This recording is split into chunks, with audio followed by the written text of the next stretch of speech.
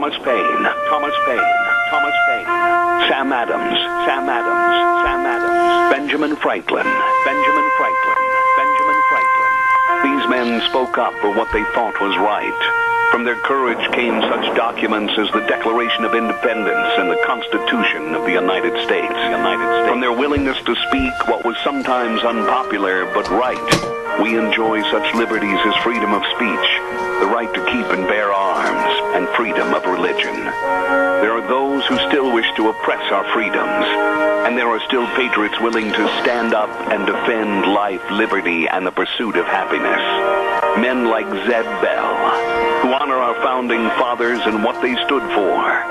It's now time for Zeb at the ranch, speaking up and defending your freedoms. Brought to you by Magic Valley Les Schwab Tire Centers and all of the other great advertisers on the program. And now, Zeb Bell. I've got to thank my dear friend Doug Martin for this one, and this is a gem. It says, I asked my grandpa, after 65 years of being married, you still call Grandma darling, beautiful, and honey. What's the secret? And Grandpa said, I forgot her name 5 years ago, and I'm scared to ask her. I love that one. Morning, everybody. Here comes Kate Smith, and God bless America. Followed by a patriot with our Pledge of Allegiance. Good morning.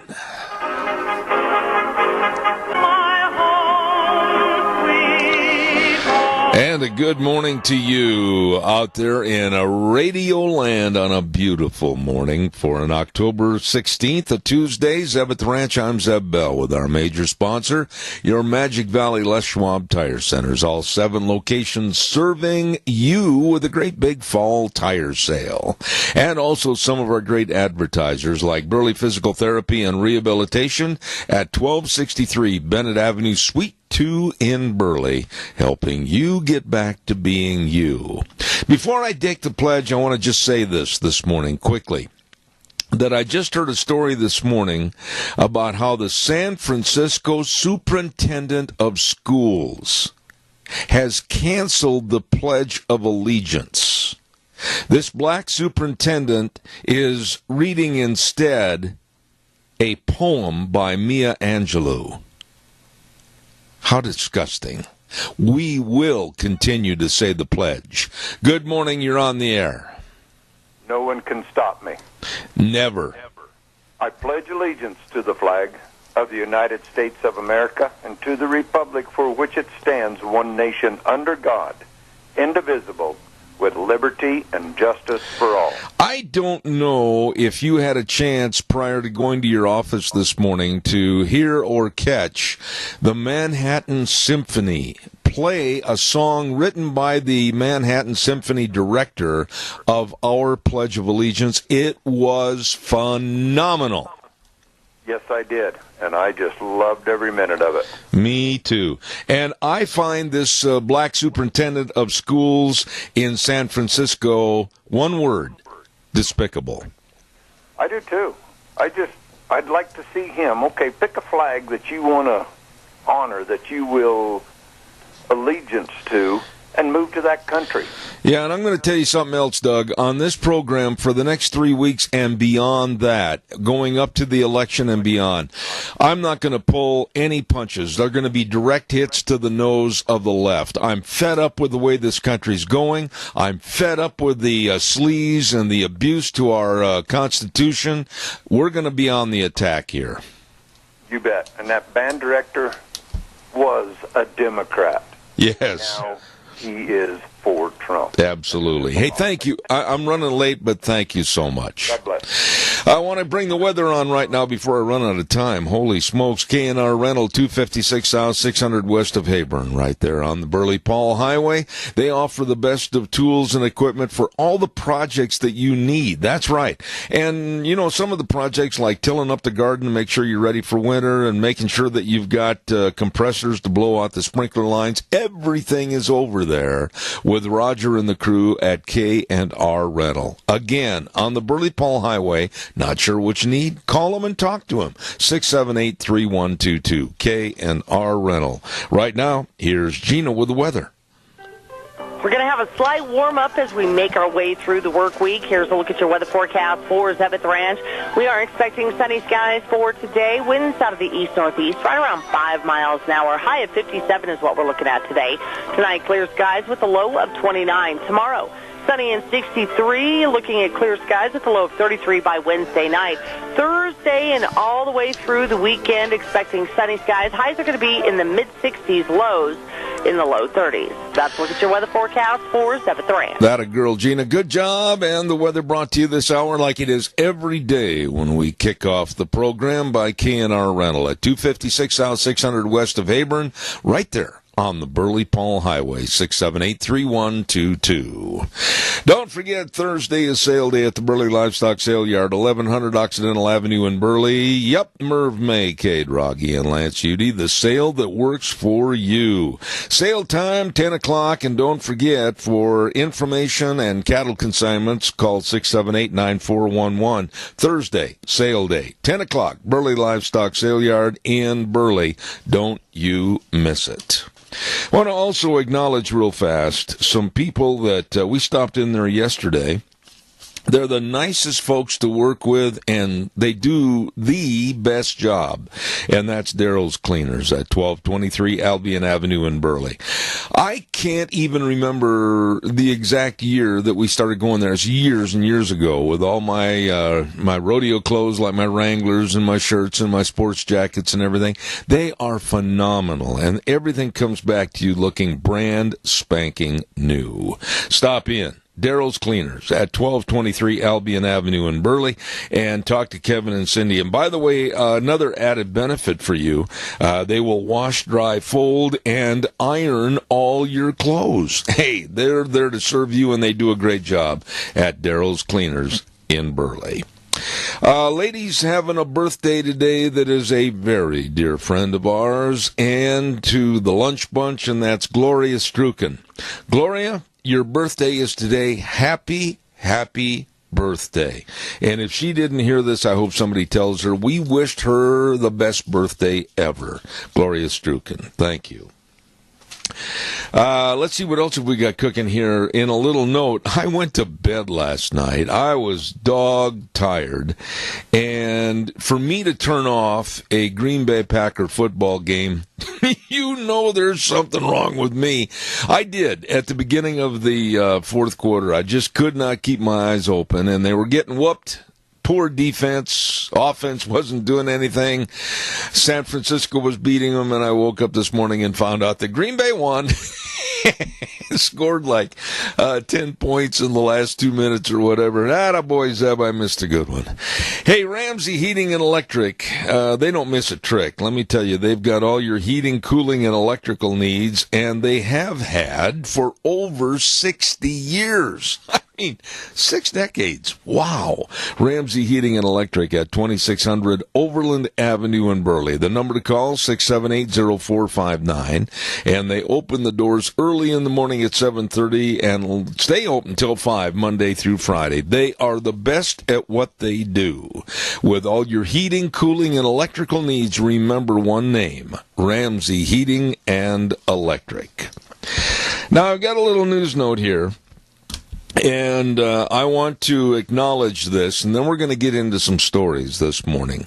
Next Thursday, not this Thursday, next Thursday, there seems to be some confusion. There shouldn't be. I've said the 25th of October is our Halloween lunch bunch costume party. Now, I am very blessed to have some people that are going to give some of the prizes for the best male costume, the best female Halloween costume, and the best mask. 3 different divisions. And I want to thank Stoats Equipment Company, Lee's Furniture, and Tires West. Thank you very much. And that's going to be at Denny's Restaurant next Thursday for our lunch bunch. And you can stop in anytime at 611 North Overland in Burley, America's Diner. What a great menu. And nice people serving you at Denny's Restaurant. So we're going to be there next Thursday on the 25th for our great big Halloween costume party. We'll look forward to having you there at Denny's Restaurant in Burley, America's Diner. Okay, here we go. Another of the onslaughts of illegal aliens coming up here to the United States from Guatemala and Honduras. They are marching towards the United States. Now, there are some soft-headed, jello-minded people in this country that say, oh, just come on in. Just come on in. All you illegals, all you refugees, just come on in. This is senseless, stupid, and it's hurting and absolutely destroying the fabric of our country. I hope they are stopped and disbanded now. Enough of this invasion of our country with their demands. We're coming in and you can't stop us. And you know, it's all orchestrated so that their estimated arrival time would be, I'll be doggoned, November 6th. Election Day. Isn't that just a strange coincidence? Right now, there's over 3,000 that are going to make demands to come into this country. My question is, what can they offer? Nothing. Where would they live? Well, we'd have to find them a place to live. Oh, and what about money? Well, we'd probably have to support them. Oh, and what about the diseases? Have they been checked for the various diseases that are raising their ugly heads again around the world and coming here to this nation? No. They probably haven't had a vaccination program. I just absolutely can't imagine why. We've got plenty of bleeding heart liberals right here, like I said, empty-headed, jello-minded people that are saying, come on in, you're all welcome. But not here. Not here. Not on this program. Your thoughts. Do you want to just open the doors and say, come on in, everybody have a chance at the great American dream at our expense? You know, I'm willing to stick my neck out on these issues, and I hope my audience will voice their opinion also. These are issues that are tearing apart America, and I've got a lot more to add to it. Calls welcome, 436-2244, 1-866-927-4587.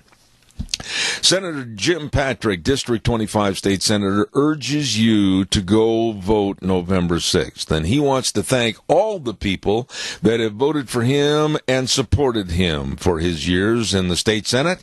And like I said, he's encouraging everybody to get out and vote November 6th and really study and understand who and what you're voting for, especially on Propositions 1 and 2. Go vote November 6th. Thank you, Jim Patrick, State Senator, paid for by Jim Patrick, District 25 Senator.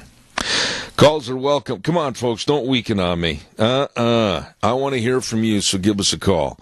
While I'm waiting for the calls that I know are lining up and coming in, let's not forget Burley Physical Therapy and Rehabilitation. Hello, Nick Greenwell and all the staff. I mean, I've got a list here of all the great physical therapists that do a phenomenal job of helping you get back to being you. With all the exercises and the use of the only one of its kind in this area, the hydrotherapy pool, wow, they are the best. Burley Physical Therapy and Rehabilitation, 1263 Bennett Avenue, Suite 2 in Burley. I urge you to call the number, make an appointment, 678-1191. Caller, good morning. You've broke the ice. Good morning to you. Good morning to you. It's so good to hear your voice. Oh, don't overdo it, my friend. Go ahead. Oh, I'm so proud of you.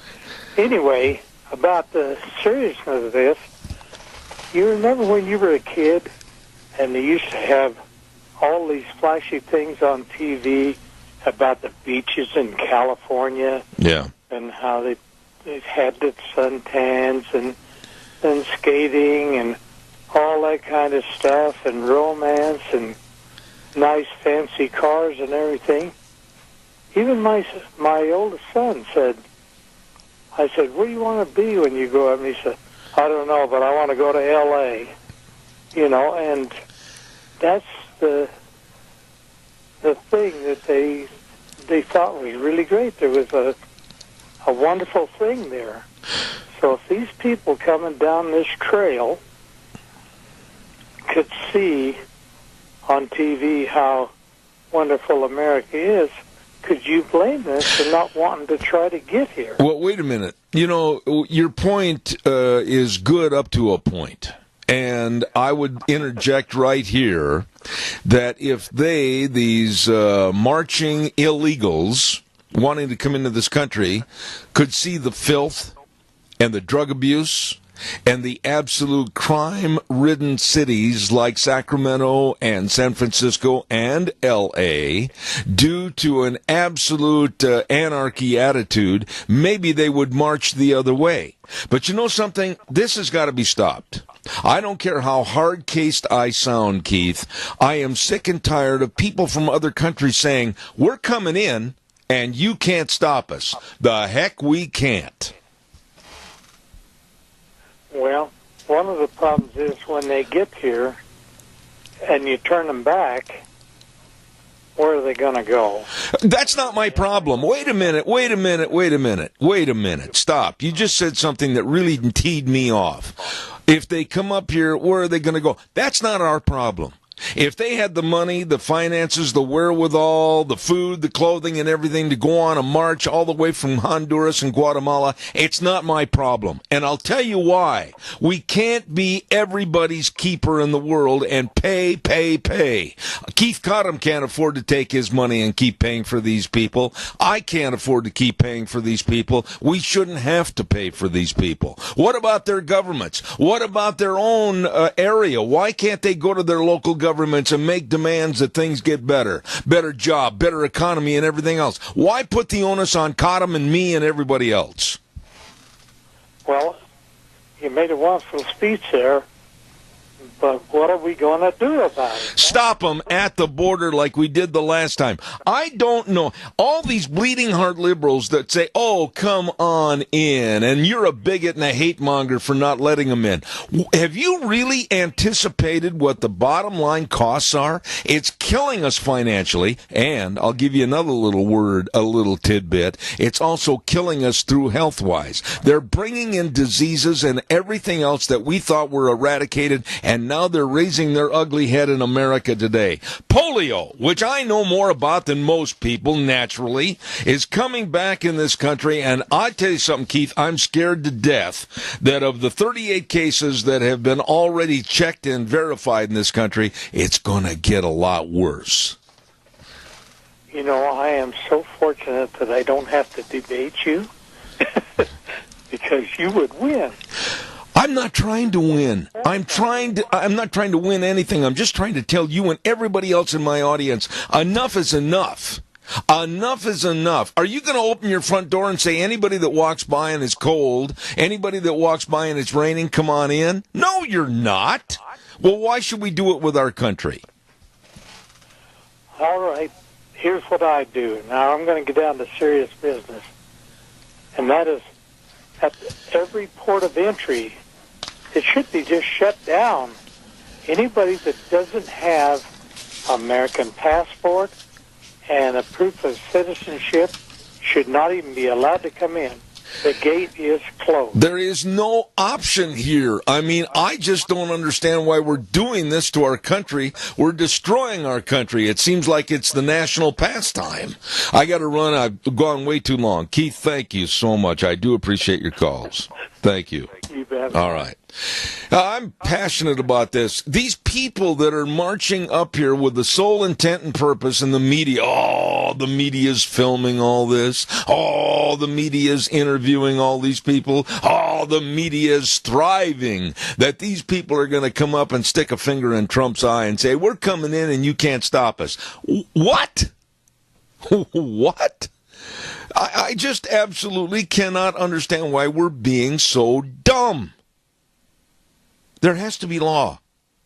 There has to be rule and regulation. There has to be respect for the Constitution. And we're just ignoring that? And we've got some of these crazy eight balls that live right around in this country, in this area, in this valley. Oh, let them all in. Let them all in. No. Calls welcome, 436-2244, 1-866-927-4587. Don't forget Ramsey Heating and Electric, along with Lennox, are offering service you can trust. And at Ramsey Heating and Electric, they're offering up to $1,600 in rebates on qualifying equipment purchases. So call them today and find out more, 678-0459. Ramsey Heating and Electric, they've been in business over 6 decades, serving you at 2600 Overland Avenue in Burley. Don't forget to, boy, this is going to be a dandy good sale over at Producers Livestock in Jerome, and it's going to be coming up this Saturday. Talk to our good friend, known him for 30, 40 years, Dan Schiffler, and it's a special feeder cattle sale at Producers Livestock this coming Saturday, October 20th at high noon. Now, I want to underline this. This is a sale of choice cattle. Choice cattle only. There's not going to be any dairy or dairy cross cattle, no. And for consignment information, call Producers Livestock. You can call Dan Schiffler. Like I said, I've known Dan 40 years. 539-4933, 539-4933, or the office at 324-4345. Special choice feeder cattle sale this Saturday, October 20th at high noon at Producers Livestock in Jerome. Going to be a good one. All right, calls are welcome, 436-2244, 1-866-927-4587. Something else I want to get into this morning. If, and heaven forbid these words never cross my lips again, if I were a Democrat, oh, that hurt. If I were a Democrat, I would be so embarrassed as to how dumb, and I'm going to use plain, simple English, how dumb Elizabeth Warren is and continues to be. She supposedly took a DNA test. Now, we don't really know who conducted the test or how reputable or verifiable they are or the test is. But you would think that Elizabeth Warren, as a senator, would have more upstairs in the attic instead of just a mass of green jello and not much common sense. If I found out that I only had 1/1000th of Native American Indian blood in my system, I sure wouldn't be going around saying that I'm a person of minority status, like she did and has. Now, I don't think my wife's going to mind at all. She's proud of her heritage and proud of her family. My wife, I believe, is about a quarter Cherokee.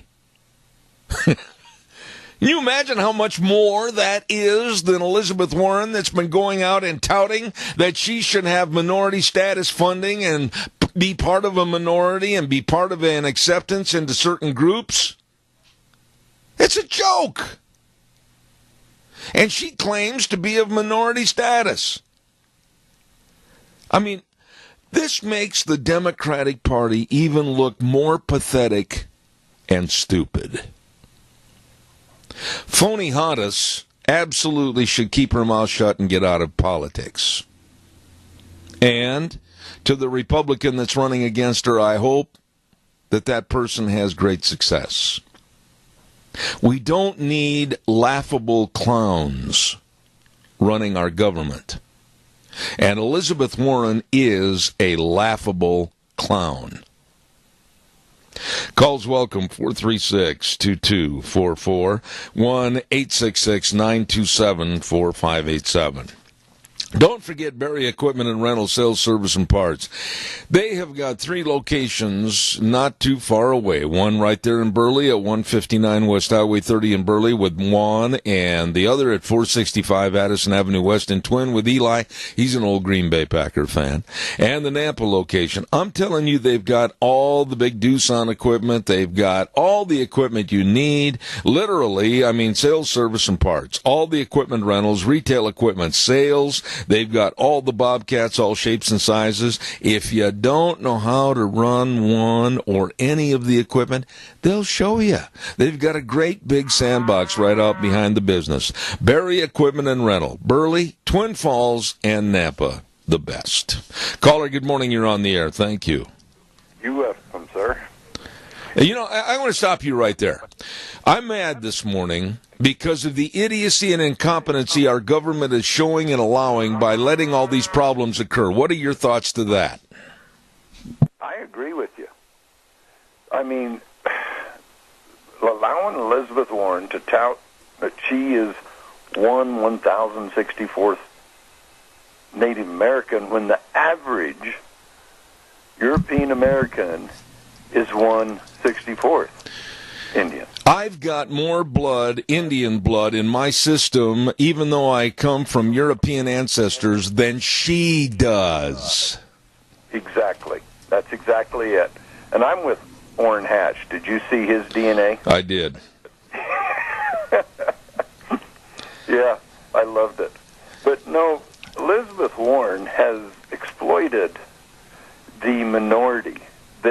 Any minority out there should be outraged at this woman because she has taken a job away from a minority at Harvard Law because she never even claimed that she was partial Indian until she applied to be a professor at the Harvard Law School. I mean, she's nothing but a fruitcake. I mean, come on. When you look at her and listen to her and her speeches and her output of supposed knowledge, she's a ridiculous, laughable clown.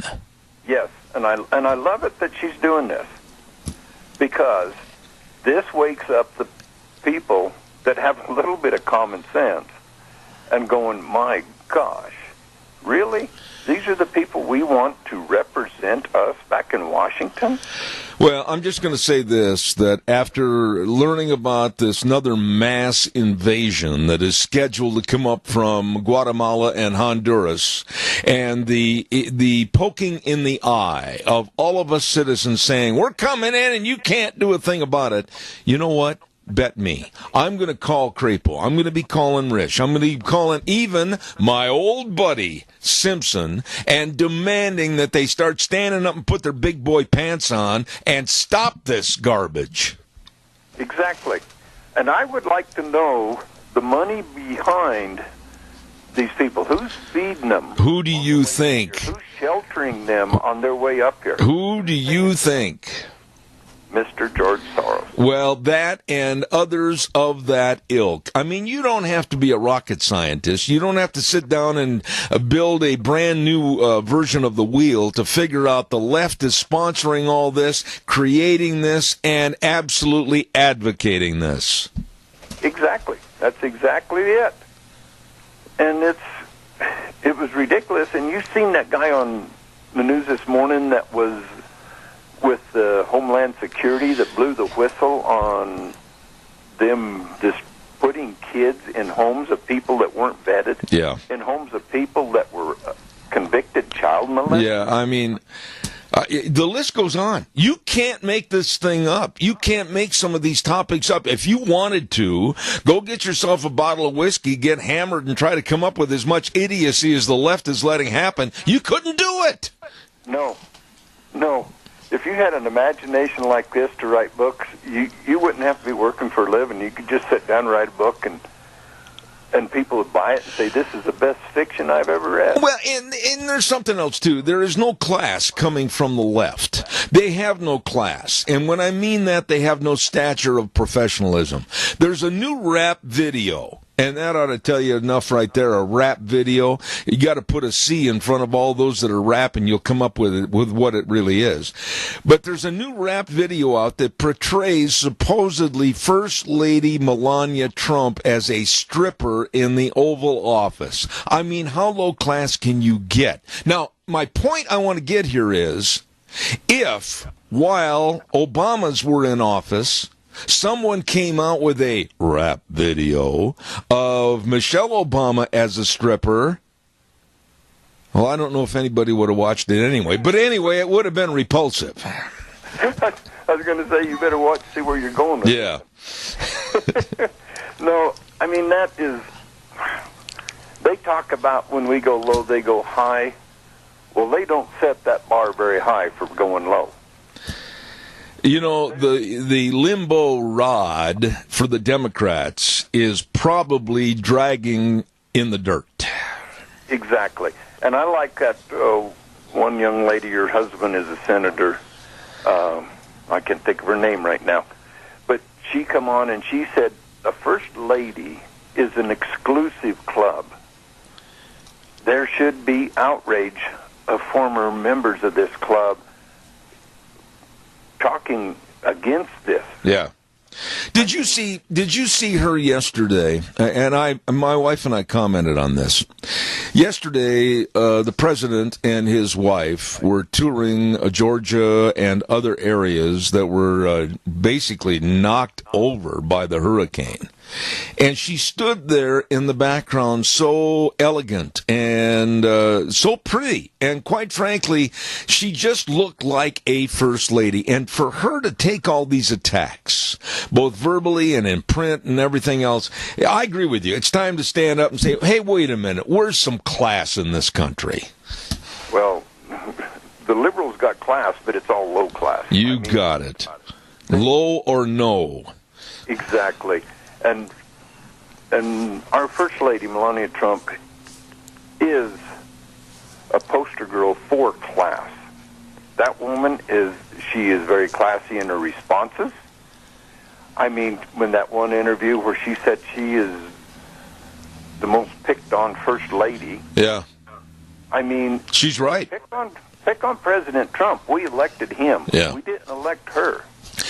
Got to run, Doug, but and by the way, your opening little deal you sent me about Grandpa, I love it. And I got to tell you, and if you're any kind of an honest person, you're going to tell me that you've done this also. How many times in your life have you gone to maybe a party or a gathering or maybe a church or whatever, and you met someone new and you turn, and have you ever had that brain bubble? There's another term I could use, but I can't. A brain bubble to where you look at your spouse and go, this is my roommate, and you couldn't remember her name. Well, that actually happened to me. Yeah, it did me too. I mean, when I first met my wife, Crystal, I introduced her to an old friend, and I think I called her Cindy. Oh! Now, how long did it take in surgery to get the knife out of your back? Well, my wife is such a beautiful lady, she laughed about it. Uh-huh. I'm not going to say... I even mentioned it when I introduced her. She just went along with it, and then, it was a year or two later when the person I introduced her to said, do you remember introducing Cindy? And I says, no. And my wife was there and said, yeah, you did. I thought it was funny. I don't know if my wife would have had the same humorous aspect. So... Well, anyway, God bless. And everybody, let's do what we can for all right. seniors. It's coming up, the holiday season. Let's support them. Let's put them under your Christmas tree. Give them a little Christmas gift. I love it. Thanks, Doug. Good man right there, good friend. Hey, don't forget Dino's Septic Service. Those are really good people that have recently expanded their business. Oh, my. They're doing a great job with septic tank pumping and backhoe services, water and sewer lines installed, and septic inspections, and sewer and sink drain lines cleaned. Oh, they do all the jobs you don't want to do. Absolutely. And they do it well. Call them, and Rupert number 436-6526, or or in Burley, 678-1638. Fast, fare-friendly service, Dino's Septic Service, with the big truck that says, smells cargo on the way. They are really, really good. Oh, and I know somebody else that's really, really good, and that's Forever Green. Listen to this, please, quickly. Christmas is around the corner, and if you're already dreading, and a lot of people do as we get older and everything, hanging your Christmas lights, it's a chore, it's a job. Well, they can help. They've got an experienced staff at Forever Green, and they will design custom-fitting light strands to match the specific needs of your house or your business. They've got 9 different color options with LED bulbs.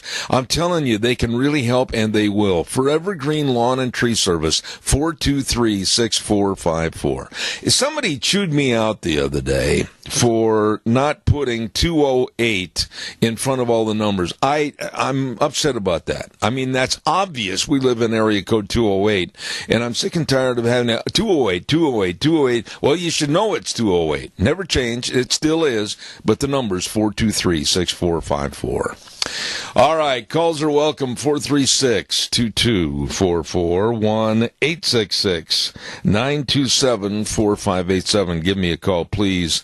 I'd like to hear from you. I have said this many, many times on the radio. I'm going to say it again for as long as I'm on the radio. Get your children vaccinated. There are no excuses. I get blustery mad and upset at the incompetency of parents that say, oh, I don't think I'm going to get my child vaccinated.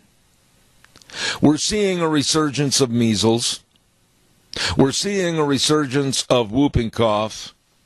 And now we're seeing a resurgence of a polio-like condition that is increasing all across the United States. And then these parents that think they know so much and they don't know anything. I don't think I'm going to get my child vaccinated. And they exacerbate the problem even further. Caller, good morning. You're on the air. Good morning, Jeb. This is the Yummy Man. Well, howdy do, Yummy Man. What's cooking on the stove? Well, unfortunately, I don't know what the menu will be today. I didn't get there yesterday in time to hear it, but it'll be good. I'll guarantee that you'll enjoy it. So come on out. We need you at the senior center, and we need some volunteers to help put up the Meals on Wheels in the morning. Well, today, without knowing exactly what's being served, we're going to call it the Halloween Mystery Menu. And you do a great job, but anyway, I just want to invite everybody out to Senior Junction on South Overland, next stop after the pit stop. Hey, I got a favor to ask of you, and actually it would help, I think, the whole situation. Why don't you go to the cooks later on today over there at the Senior Junction and tell them, with all the great work you've done promoting them, that they need to name a special dessert in your honor? Well, every dessert special for me. All right, Yummy Man. God bless you, Joe. Thanks so much. Thank you. All righty. What you do for Thank me. you. There's a nice man, Joe Taylor. I think the world of him. Calls welcome, 436-2244, 1-866-927-4587. Caller, good morning. You're on the air. I'll take your call, and then I've got to do a weather forecast. Go ahead. Okay, good morning again. You know what you were talking, how I resemble that remark you made about Grandpa? I didn't say that, but go ahead. Because a lot of times when I am trying to convey to you somebody that we're talking about, I forget their name, and it's very embarrassing, but you suppose it's got anything to do with age? You know, I don't know. I've known people that names are hard to remember, and I can remember saying and hearing this way back when I was a late teenager, early in my 20s. But there's supposed to be little gimmicks and tricks and everything to remember people's names. It's interesting that I can remember numbers. And God's gifted me with this. I can remember telephone numbers, but then I can't remember who the heck name is associated with the number. I'm the same way. Somebody will say, well, what about so-and-so's number? No, I don't know. And then a few minutes later, it will come to me, just like a light goes on. Yeah. It does come with age, but I thought that was really cute this morning reading that what's the secret? And Grandpa says, I forgot her name 5 years ago, and I'm scared to ask her. Hey, I got to do a weather forecast. Thanks, Keith. Appreciate it. You bet. All right. Our weather brought to you this hour by Mount Harrison Audiology and Hearing Aids, and they are, if you don't know it by now, right behind the Minidoka Hospital across from the emergency room, and the number to call is 312-0957. They really, really are there to serve you, and they've got all kinds of different treatment options to make sure they can help you with your hearing. And 3 doctors and people that really care. All of this and more at Mount Harrison Audiology and Hearing Aids. And the number again, make an appointment today, 312-0957. Right now, here's Gina with the weather. We're going to have a slight warm-up as we make our way through the work week. Here's a look at your weather forecast for Zebeth Ranch. We are expecting sunny skies for today. Winds out of the east-northeast, right around 5 miles an hour. High of 57 is what we're looking at today. Tonight, clear skies with a low of 29. Tomorrow, sunny and 63. Looking at clear skies with a low of 33 by Wednesday night. Thursday and all the way through the weekend, expecting sunny skies. Highs are going to be in the mid-60s, lows in the low 30s. That's a look at your weather forecast for Zebeth Ranch. Excellent job, Gina. Thank you very much. Of course, the weather right here in Magic Valley brought to you this hour by Mount Harrison Audiology and Hearing Aids. Again, I urge you to call. They can and they will help you with your hearing problems. Number to call, 312-0957. By the way, I wanted to point out to the global warming / climate change kooks, and there's plenty around here. A record cold has hit the Midwest and Southwest this morning. Texas, Oklahoma, and Louisiana and other states are absolutely grabbing for the blankets and everything else they can get. And I noticed there was an editorial this morning in the paper by the former illustrious Attorney General Jim Jones, and I didn't know that Jim Jones was an expert on climatology, and he is not. He made some very uneducated statements in an op-ed piece this morning that are scientifically not proven, and showing that he's an amateur at best in his fractured opinion on global warming or climate change. And next Monday, Dr. Timothy Ball has consented to come back on our program, and he's going to respond to our former Attorney General's great and elongated piece on climate change that he had in the paper this morning, which was nothing but a bunch of hocus pocus. So I just want to throw that out. He's going to be on the air with us next Monday, I think, Dr. Timothy Ball. And this man knows. Calls are welcome, 436-2244, 1-866-927-4587. Give us a call. While I am waiting for your call, I want to remind you about Ark Animal Hospital with Dr. Bill, Dr. Jordan, and all of the wonderful people serving you, your pets, and your livestock at Ark Animal Hospital, 750 21st Street, near Connection Credit Union in Heyburn. You know, you really want to have the best of care for your pets and your livestock, whether you got one little itty-bitty kitty cat or a great big herd of dairy cattle. They absolutely care, and they will make sure that your animals remain healthy. They've been voted Minikash's best veterinary hospital multiple times, Ark Animal Hospital in Heyburn. The number to call, 678-1177. They do have the warm hearts for the cold noses. Really good people. Dr. Bill was on the air with us the other day, and we certainly appreciate it. Goodbye, Sears and Roebuck. This is kind of sad. It really is sad.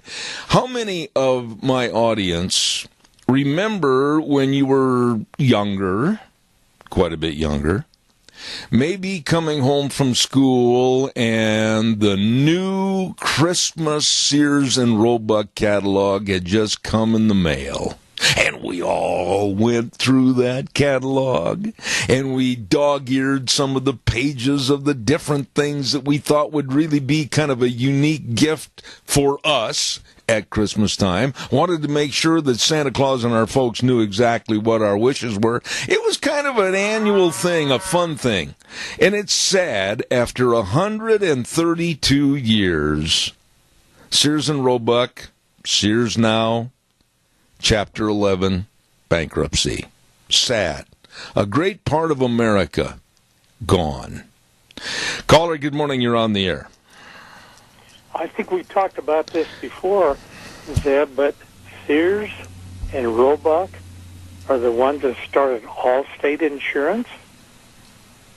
Yeah, okay, keep going. Remember me talking about that? Mm-hmm. And I just wonder if they still have an interest in Allstate and how it would affect. Oh, I don't think it's going to have any effect at all. I don't know if there's any divisional response of money to the insurance company now or not. I can find out about it.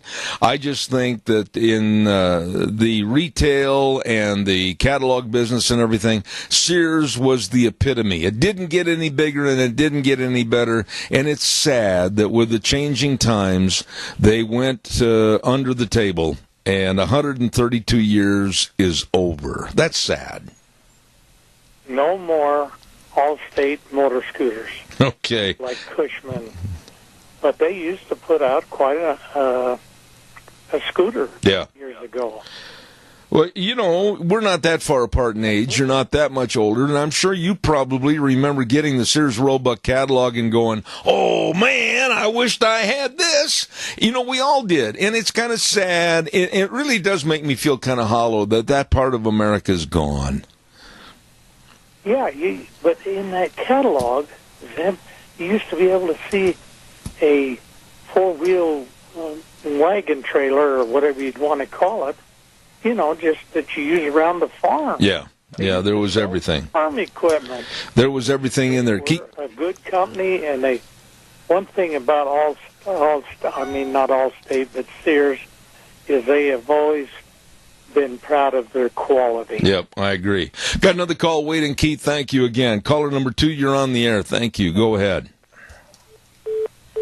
And they are backing up to the dock and going to unload. Call back, caller, please. I'd love to hear from you. Yeah, I think it's sad about Sears. I really do. Oh, by the way, another little news note. We'll take this call. They're calling back. They've made the complete cycle. Good morning. You're on the air. Good morning.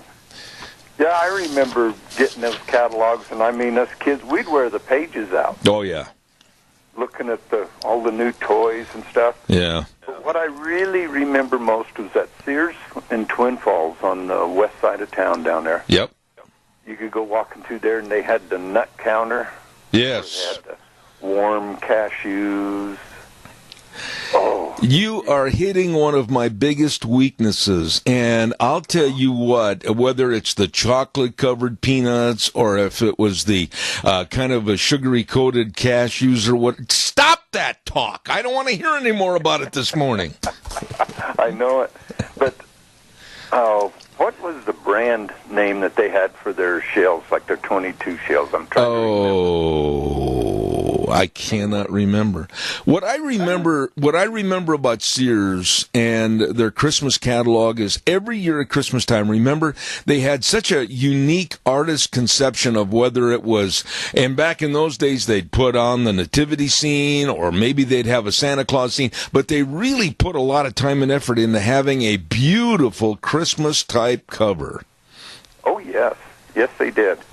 But I do have a complete box of those 22 shells. Oh, my goodness. In the box full, none of them been shot. Oh, my. They ought to be worth a little bit of money. I think so. But yeah. No, and then Montgomery Ward. Yep. I have a Montgomery Ward outboard motor, a 2 horsepower. Do you know what the nickname was for Montgomery Ward? And all the people in the Midwest where I was born and raised, they all referred to it by the nickname. Do you know what it was? Monkey Ward. That's it. That's it. I don't know how that started, and I've often wondered, when I was growing up, my dad, my uncle, everybody used to say, well, I got to run into Monkey Ward's. And I thought, who the heck is Monkey Ward? Is he at the zoo or whatever? I know it. And then there was Coast to Coast. Yeah. That's where my granddad bought me my first shotgun, and I still have it. It's a 20-gauge bolt action Stevens. I had one of those. And I still have it, and he paid $20. Oh, my. Shotgun. I got to run and do a commercial real quick, but we've walked down memory lane, and it's sad that it's not ever going to be again.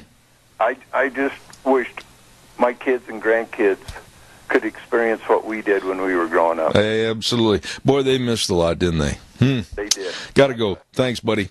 Don't forget your Magic Valley Les Schwab Tire Centers, and they're having a big fall tire sale going on right now at all 7 locations. Passenger car tires like the Eclipse tire, the Road Control tire on sale. Pickup and SUV tires like the Open Country AT2 and the Backcountry. All of these tires on sale. Save money, drive safely. And along with that, the best in brake service and front end alignment, shocks and struts, batteries. Better have your battery checked. You might need a new one for these colder mornings. Stop in and see Lane and Rupert, Dave on Blue Lakes and Twin, Mike and Buell, Mike and Jerome, the Twist family and Paul, Daniel on Poline in Twin Falls, and Randy on Overland and Burley. The best, bar none. Your Magic Valley Les Schwab Tire Centers. You stop in and see them today. Got to run. I'd love to. And we're going to have the news next from CBS, and then we'll be back in about 7 minutes. Zeb at the Ranch. Stay tuned.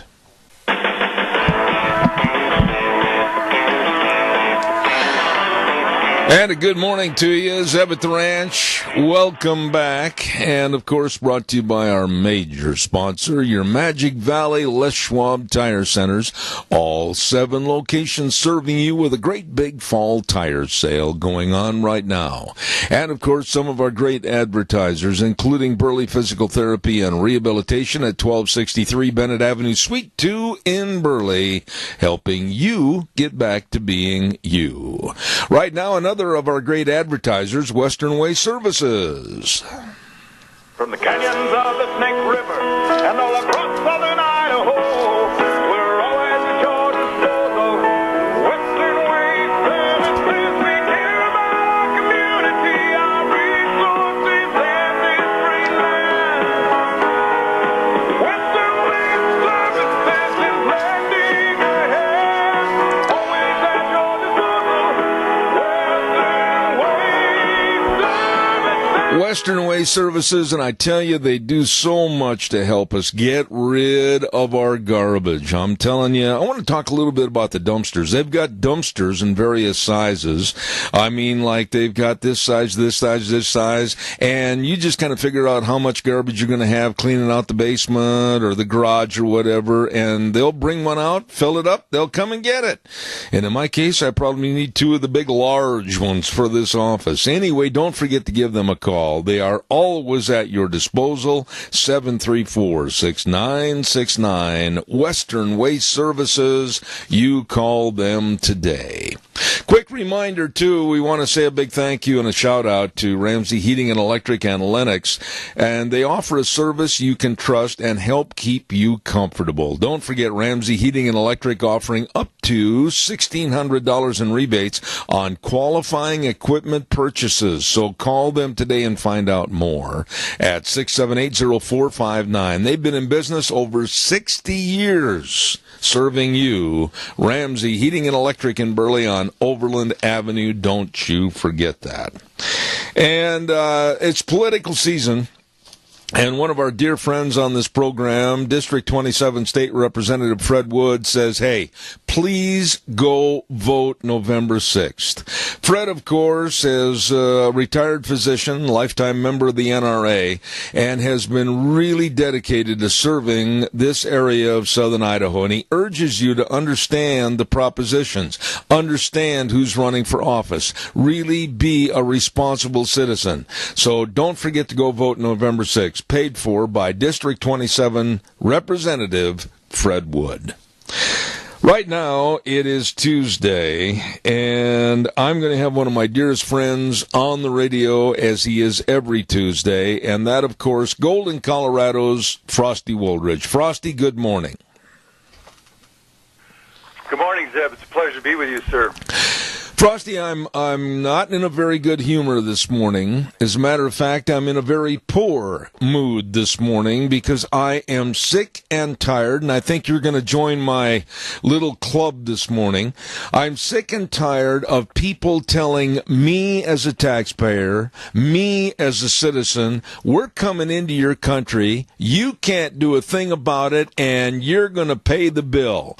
This looks like we're going to have another onslaught of over 3,000 people coming up from Guatemala and Honduras and poking their finger in our chest and saying, get out of the way, America. We're coming in to live in your country. What are your thoughts about this? Well, I watched the special report that aired yesterday. 137,000 families, 137,000 people came into the United States and jumped our borders last month. And 35,000 of them were unaccompanied kids. And what makes me really, really upset is that Mexico is orchestrating this thing because if these people were trying to escape whatever it is they're trying to escape, why don't they just stay in Mexico where they could still speak the Spanish language and they would be among their own? But instead, they're coming to our country. And I want to make this very clear. The two senators from Idaho, and certainly the House rep from Idaho, none of those individuals are doing anything to stop this. No. The same thing's going on here in Colorado. Bennett, who is a Dem, and a Republican, Cory Gardner, the two senators. Michael Kaufman, one of my reps, Jairus Polis, he's helping them. And all the reps in Colorado from the House of Representatives are doing nothing to stop it. But that's going on with Dianne Feinstein, who's inviting them, Nancy Pelosi, who's encouraging them, Jeff Flake, who is a complete flake out in Arizona, Schumer up in New York, absolutely.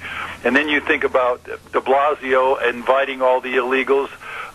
The mayor of Minneapolis is absolutely stonewalling ICE officials and making sure that policemen cannot do their jobs by encouraging illegals.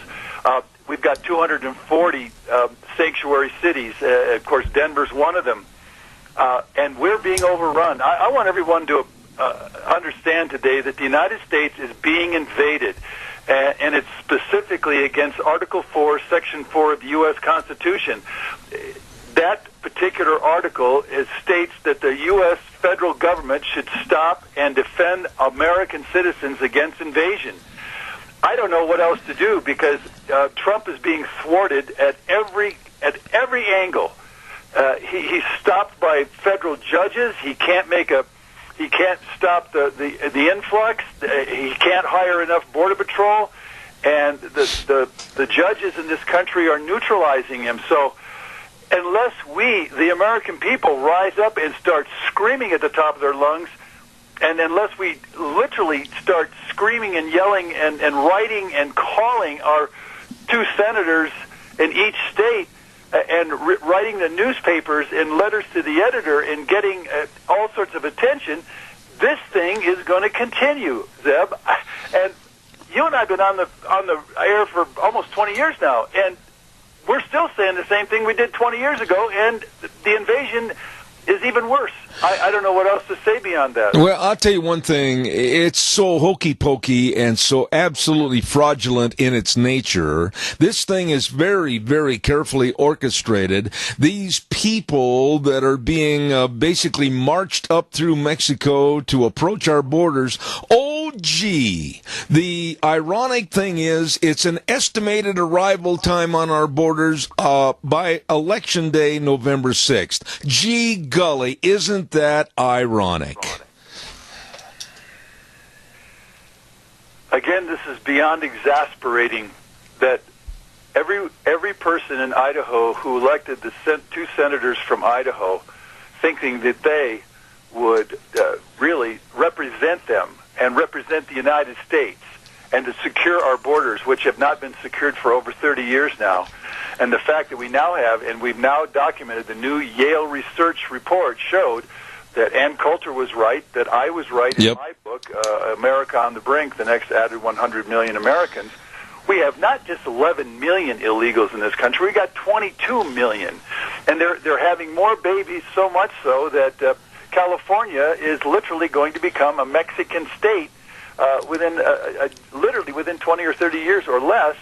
The whole of California could literally be, they could secede back into Mexico if they wanted to, because they're going to have such a demographic edge. In other words, their population outpopulates our population, and we're going to lose an entire state. And that could happen in Texas and certainly in New Mexico and Arizona. And if not lose it officially, we'll lose it ethnically, we'll lose it linguistically, we'll lose it sociologically, because Mexicans are on the march in this country at an extraordinary rate of speed. And I don't know if anybody knows it, but by 2042, the Mexican, Hispanic, Latino ethnic group will be the new majority here in the United States of America at 51%. You can go to PewResearchCenter.org, and that is verifiable that European Americans, in other words, Caucasians, will no longer be the majority.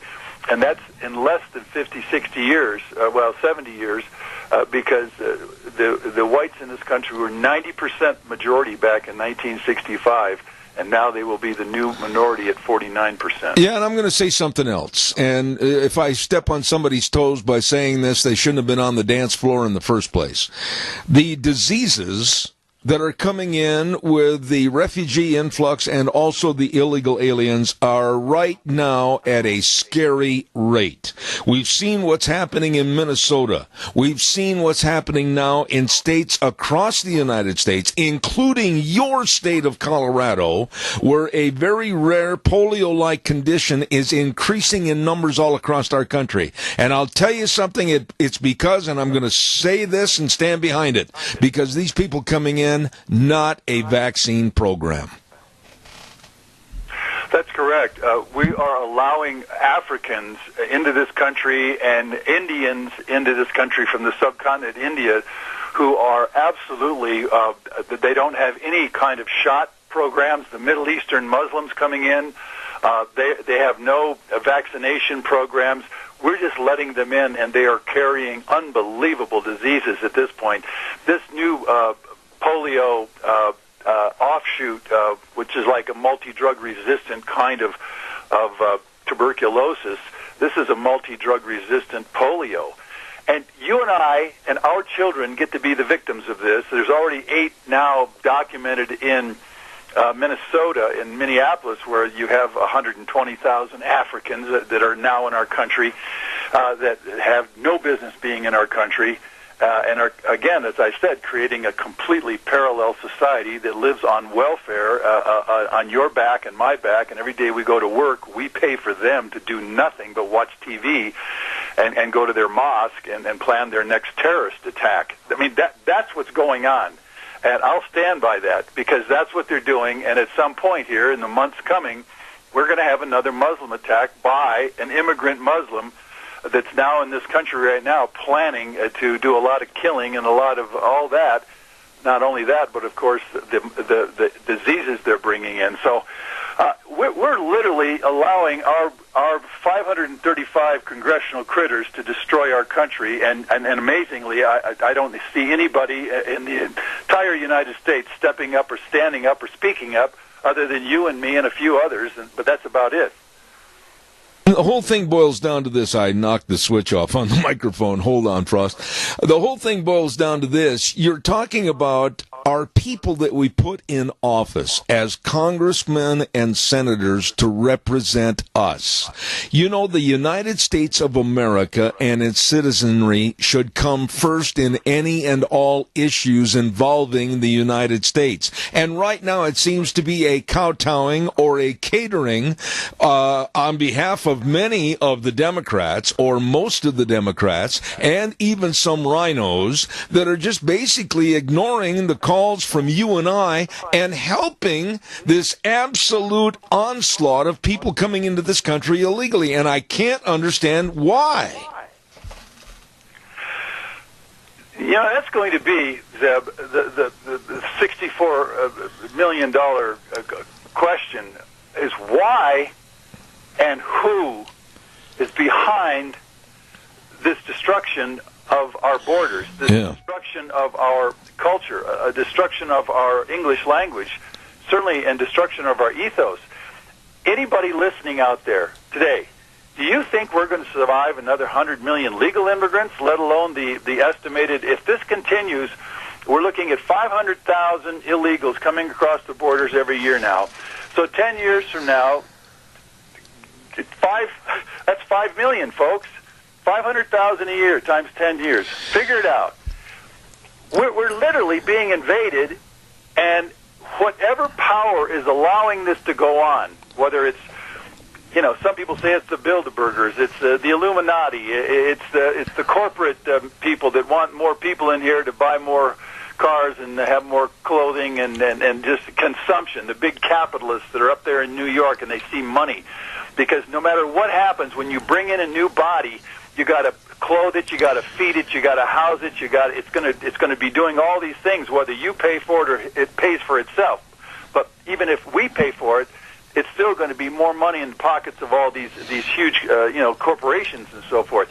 So whomever is doing this to us as a power that we, at this point, obviously we can't stop, because we haven't stopped it in the last 20 years that you and I have been talking about this. And so it just means that somebody doesn't care about the United States of America, and they don't mind completely destroying the complete fabric and the cohesion of our national content as Americans, because now we're becoming everybody else's country. And I wrote that, and if you go to News with Views, my latest piece is about America becoming everybody else's country. Yeah. And it's just cultural suicide. Well, I don't know who it is. I've got my ideas, but we don't have any power to stop them at this point, because they're not being stopped, and our House reps and our senators, they're not stopping them. So I don't know what the heck's going to... I don't know what you can do. That's how exasperating. If you want to see what you're going to live like and conditions you're going to live in the not-too-distant future, take a camera, take a smartphone to San Francisco or Sacramento or L.A. Take a picture of the human filth on the streets. Take a picture of all the drug paraphernalia laying piled high in the gutter. Take a picture of all the people living in tents. Take a picture of the filth, and that's what's coming to a city near you because of a lack of supporting the Constitution of the United States. Well, let me bring this a little further to you and every listener out there. Twin Falls, Idaho, Boise. I don't care. You pump another 10,000, 50,000, 100,000 Somalian refugees or Sudanese refugees into Twin Falls. Put in 10,000, 20,000, 30,000. Same thing to Boise, anytime. Coeur d'Alene, I don't care, because I've been to all those cities in Idaho. Seattle right now, the poor, it's unbelievable. They're living under bridges. They're completely hopeless. They're completely helpless. Well, that's what we're importing into this country. Does anybody understand that when you import a Somali, you import a Sudanese, an Ethiopian, a Moroccan, a Congolese, you're importing people that are literally out of the Stone Age. They have to be taught to use a toilet. They've never taken a shower. They don't have any education to participate in our society whatsoever. And again, just get the numbers up there. And did I say this lately? what about another 10 million people added to Idaho? Anybody out there, have you thought about that? Because that is what is going to happen to Idaho. 10 million more people, and more than likely half of that's going to be foreigners from all these different countries, from China, from India, from Bangladesh, and all on down the line. I guarantee you, we're not going to survive this thing, Zeb. We're going to have such a fragmented and fractured country that literally we're going to fall apart at the seams, and that's what we're facing. And you're exactly right. Go take a picture, because this summer I did. I was in San Francisco. I saw the human feces on the streets. I saw the needles. In Los Angeles, I saw the 90,000 people living in tents and tarps and in the streets. And it's you can't believe it, but that is what's coming to Twin Falls, and it'll be at some point. There's no way to solve it. That's right. How serious this is. I don't know how to write anymore and raise my voice anymore and shower the public with facts, but that's what I'm doing. That's what you're doing, and yet the American public just plain sits on its butt and changes channel with the remote, and that's about all it does. We've got a caller with a comment, so both of us can kind of cool down a little bit. Here we go. Caller, you're on the air. Quickly, go ahead.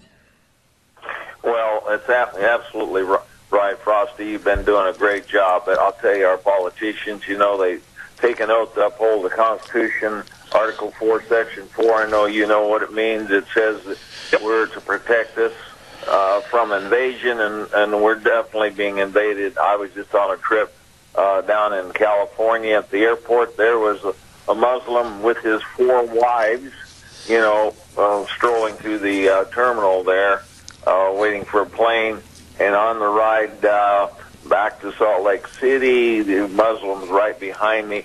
I get such bad vibes from those people. I just can't hardly stand it, And we allow these people in here and let them organize in their mosque, like you said. But we've got to get on the phones, emails, and when they come to these political rallies, and just jump on them and say, look, when are you going to stop this nonsense? Because, it's just incredible. What kind of a future does our kids and our grandkids face when you point out the things that you do? Well, we've been talking about many issues this morning. Hold on a second, Adrian. Adrian, hold on a second. We've been talking about a lot of issues, whether it's the coming in at our expense and our tax dollars, whether it's coming in with diseases that are rearing their ugly head again, coming into this country, and now we thought they were eradicated, and now they're starting to come back slowly but surely. All of these are concerns, but the number one thing I'm concerned about is our culture. I'm concerned about our future as a country. We cannot be the catch-all. We can't be the corral. We can't be the catch pen for millions and millions of people that want to come here and live in this country at our expense.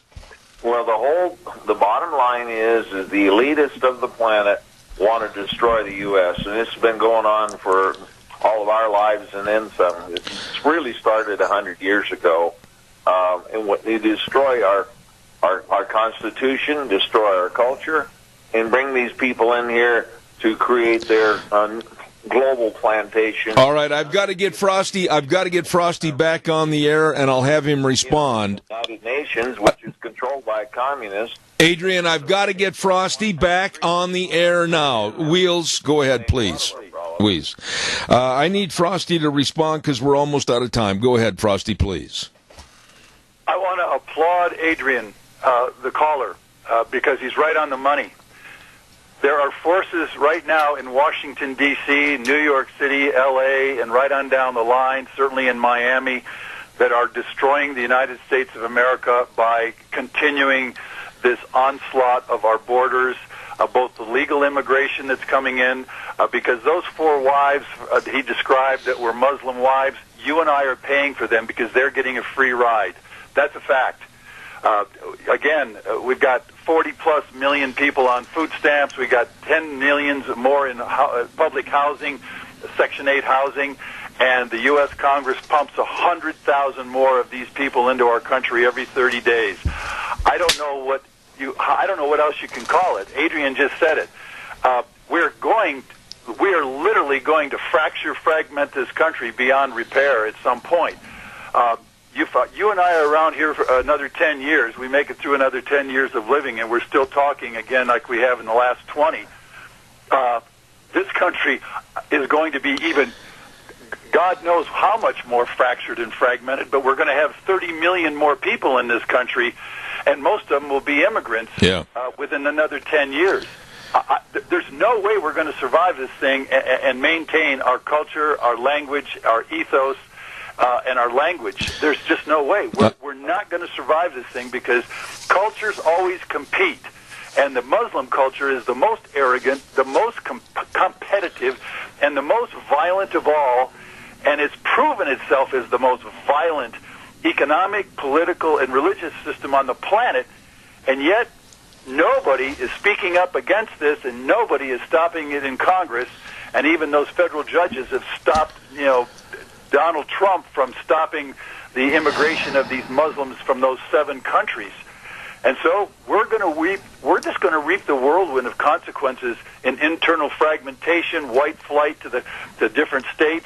But at some point, there's no way you can escape what's coming, because there's going to be an African, Sudanese, Somalian, Bangladeshi from India, the Asian continent is going to be in your hometown, and they're going to create their own poverty pockets. And then there's no way to solve it, because we're not solving the 90,000 people that are homeless in L.A. right now. Do you think we're going to be able to solve another 100 million immigrants from third world countries that are being streamed into our country?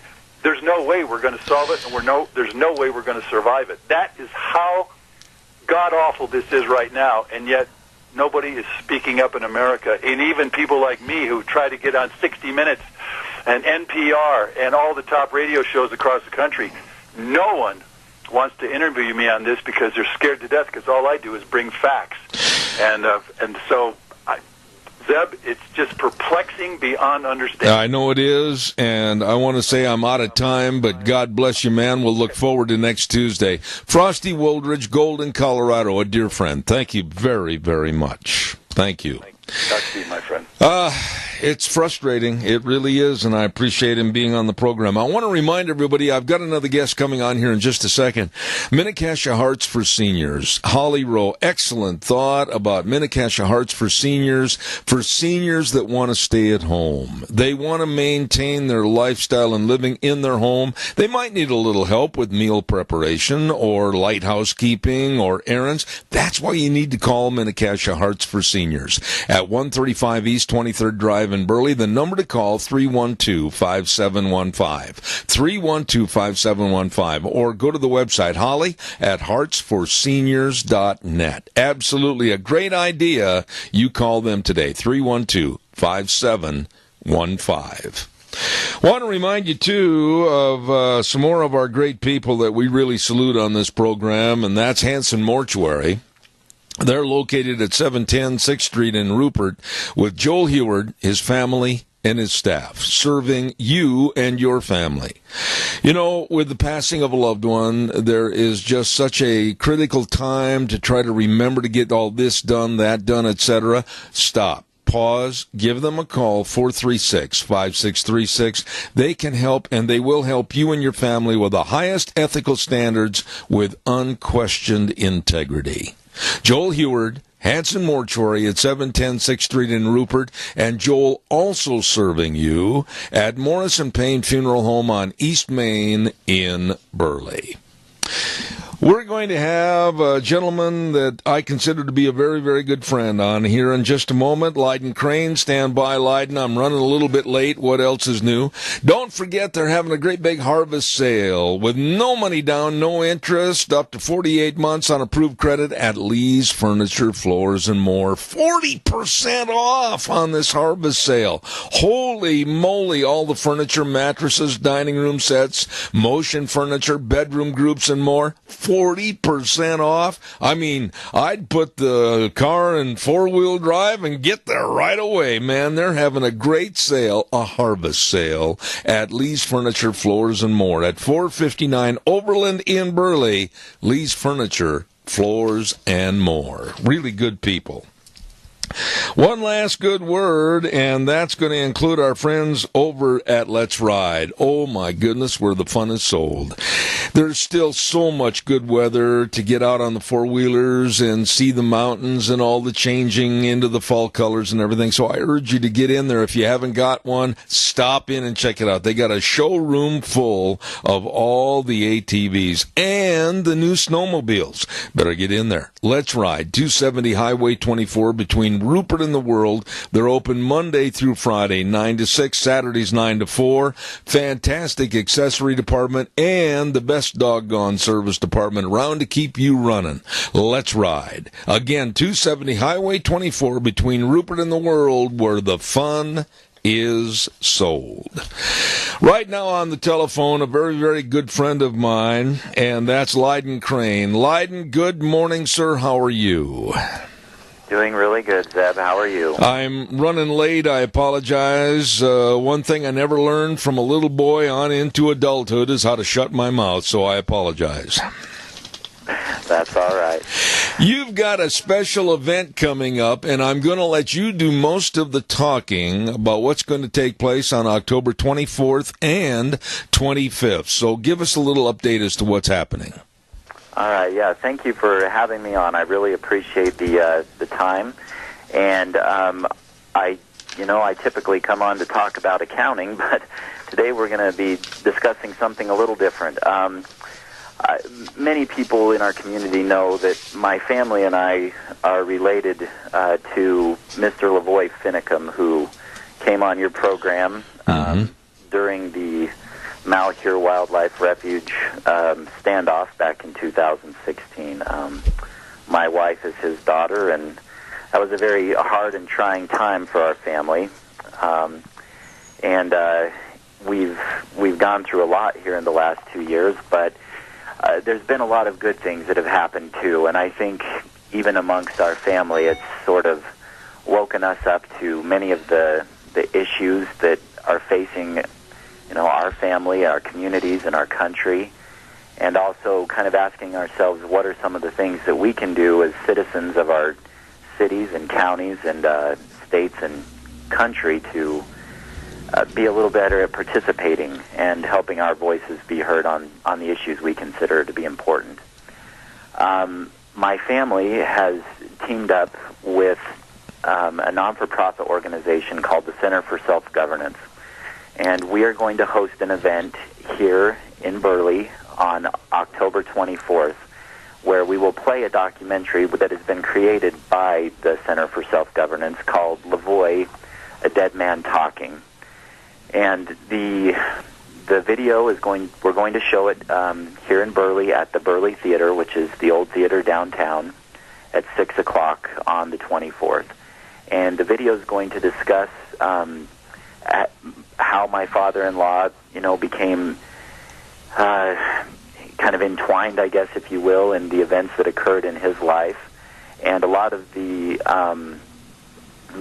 thoughts that were going through his head and the things that he was standing for when he went up there to Oregon.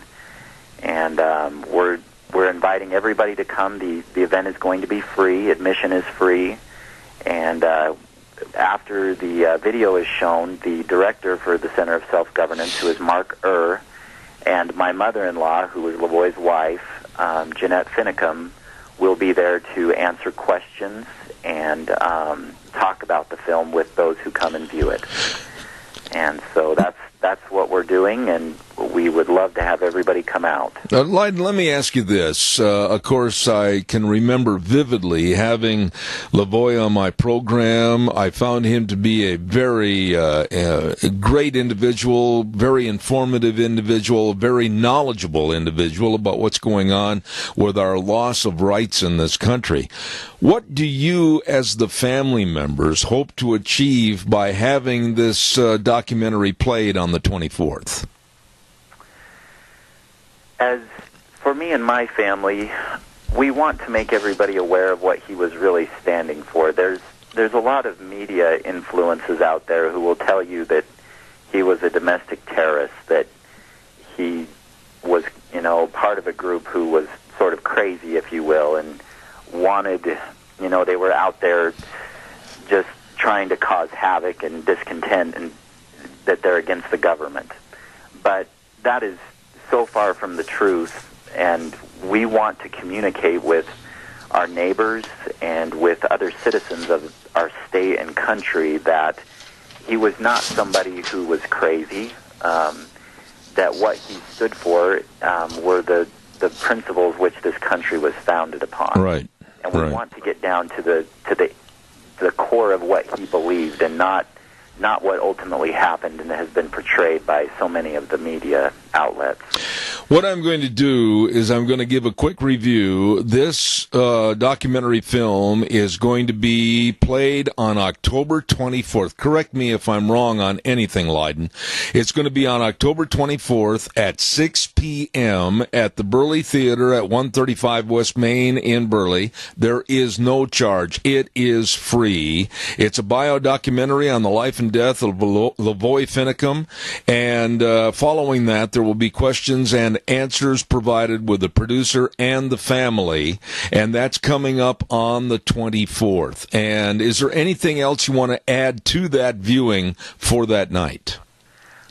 For that night, no. That will be the event, and we've booked out the theater for the evening. That's something that's been sponsored by my wife and I.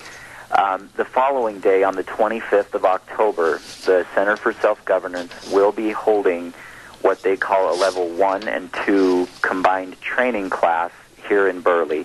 And I'm still working on the location for that. I'll be getting that to you as soon as you can. There is a cost for that class. For first-time participants, it'll be $110. And for anybody who has taken it before and they're doing it as a refresher, there's a $20 charge. That class, I've taken it once myself. It's a great class, and I think what Mark and his group are trying to do is to teach us about where our government's power originates and how we, as the citizens, can use that power appropriately and within the confines that the Constitution originally extended to us. And so it's really helped me kind of get a better feel for what I can do, even here in our local communities, to make sure that the system that was set up and that we value so highly can continue on for our children. I am going to completely cover this every day leading up to this event on the 24th, and I would ask you, Leiden, if you get everything set up for that combined training program, let us know. We'll put you back on the air and highlight that again. But I want to thank you and your family for being so kind and cordial and getting this on the air this morning. Thank you. And I just add one more quick thing, and that is if you'd like any information on the class or the video, please feel free to call me. My office, I'm here during regular business hours. I'll take as many calls as I can handle. Our phone number is 878-7000. And that, of course, is the number for Phillips Oaks, Goodwin, Crane, and Company. Leiden, thank you, and God's blessings to all your family members, and we'll keep hitting this every day on my program. Thank you. Thank you, Zeb. We appreciate your time. Take care. Thank you. Great young man, and I want to remind you, his father-in-law, of course, Lavoy Finicum, and we had him on our program prior to his being shot up in Oregon. And this film, Lavoy, Dead Man Talking, October 24th at 6 p.m. next week at the Burley Theater on West Main in Burley. Don't forget, it is free. Please be there. Oh my, we got a lot of things to do. I want to remind you, too, about our friends over at Cameron and Siemens Insurance. Wow, life insurance, health insurance, retirement planning, and employee benefits. I was over there yesterday, had a nice talk with Todd. Good people, really good people, dedicated and responsive to your needs. All you need to do is give them a call, make an appointment, 436-4424. That number again, 436-4424, Cameron and Siemens Insurance, Highway 24 in Rupert. Don't forget to give them a call. One other item I want to mention quickly, and that's, of course, our friends at Ramsey Heating and Electric, along with Lennox Products. They can help keep you comfortable and possibly save you money, too. Ramsey Heating and Electric offering up to $1,600 in rebates on qualifying equipment purchases, so call them today at their number, 678-0459. Or you can visit them online at ramseysonline.com. Ramsey Heating and Electric and Lennox, over 60 years of serving you at 2600 Overland Avenue in Burley. Holy cow, coming up in just a few minutes, we're going to have, of course, the Stoats Ag Minute with Vic over at Stoats Equipment Company. And right now, I think it's about time we got our weather forecast on here quickly. And the weather brought to you by Phillips, Oaks, Goodwin, Crane, and Company. Wonderful people that can really help you with all your tax return preparation, tax planning, bookkeeping services, retirement planning, all of this and so much more. And they've got two locations to serve you in Burley and Rupert. So please remember the name, and remember they've been providing accounting services to the Mini-Cash area for well over 50 years. Phillips, Oaks, Goodwin, Crane, and Company. And right now, here's Gina with the weather. We're going to have a slight warm-up as we make our way through the work week. Here's a look at your weather forecast for Zebeth Ranch. We are expecting sunny skies for today. Winds out of the east-northeast, right around 5 miles an hour. High of 57 is what we're looking at today. Tonight, clear skies with a low of 29. Tomorrow, sunny and 63, looking at clear skies with a low of 33 by Wednesday night. Thursday and all the way through the weekend, expecting sunny skies. Highs are going to be in the mid-60s, lows in the low 30s. That's a look at your weather forecast for Zebeth Ranch. I saw the extended weather forecast for about the next 8 or 10 days. It's going to be absolutely beautiful. Our weather brought to you this hour by Phillips, Oaks, Goodwin, Crane, and Company. As I said earlier, with offices in Burley and Rupert serving you, your family, and your business, Phillips, Oaks, Goodwin, Crane, and Company. Want to remind you, too, the Idaho Rodeo Hall of Fame is going to have their induction ceremony and their banquet coming up this weekend. First of all, on Friday night, they're going to have a great big reunion and Coors party at the Canyon Crest Dining and Event Center at 330 Canyon Crest Drive in Twin Falls. The next night, on Saturday night, the live entertainment and dance and the inductions. All of this coming up this weekend at the Canyon Crest Event Center in Twin Falls for the Idaho Rodeo Hall of Fame inductions and reunion. Going to be a lot of fun. Okay, let's go to the phone line right now, and it's time for my old buddy from Arizona, now living up here, and the manager of Stoats Equipment Company, your John Deere dealer at 119 Overland in Burley. Vic, how are you this morning? Good, Zeb. How are you? Not too bad. I've been putting a lot of hours on my new John Deere. Yeah, well, how many of those are productive and how we're just playing? Or does it really matter? Let's not get personal. I did a little... That's all that matters. I am, and I got to tell you, I wished I'd have done it a long time ago. I've been doing a little research about John Deere. And, a lot of people that I talked to over the last couple of weeks since you've been on the program, they thought that John Deere was just kind of a fictitious name that was associated and adopted by a company that wanted to have the name and the logo, etc. But there really was a Mr. John Deere, and I thought maybe you could elaborate on that a little bit. Well, yes, sir. There was an actual John Deere, and he's the one that started it out, started the whole John Deere company. But he started it basically with by just being creative and innovative on a regular moldboard plow. Yep. And he changed it from a cast iron plow, which wore out fairly quickly, into a steel plow, which wore a lot better. The mud didn't stick and kind of sliced through the dirt and did a lot better job. So that was kind of a start, and next thing you know, it was the John Deere tractor and so on, and here we are today. It was really interesting. In some of the research that I did about the gentleman, I noticed that he already, way back in the 1800s, had a service plan for all of his clients. He said, I will never put my name on a product that does not have in it the best that is in me. That's exactly right. And it's similar to what my dad always told me, is if you're going to put your name on it, then you better do it right. And I think he is basically saying the same thing. So he wants quality, and that's what some of our core values are: is quality, integrity, loyalty, caring, community. Hopefully, he's looking down on us and smiling, because he left a heck of a legacy, and it's up for us to keep as custodians of that legacy, to keep carrying on and taking care of it, and still spreading the gospel and the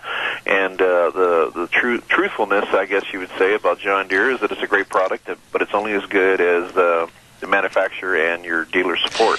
I had to make sure that we're doing that. I had a good friend of mine call me after we did the program last week, after the show was over, and he said, well, really, what's all the equipment? What's the equipment lineup or list at Stotz? What all do you have over there? Well, a lot of the things that they were typically known for stocking up here was very basic. They had John Deere and they had Kuhn. There was a few other things they carried, but we're very diverse in what we carry. And actually, with 25 stores in 8 states, we have a plethora of choices. We carry Lemken, we carry a lot of different tillage tools. We carry Kuhn, of course. We carry John Deere, and also the Frontier line, which makes all of the attachments that you might need, discs and plows and things like that for compacts and even ag equipment. But we don't limit for what we supply, as long as we know it's a reputable dealer, manufacturer, and we can support it, and they have a great warranty.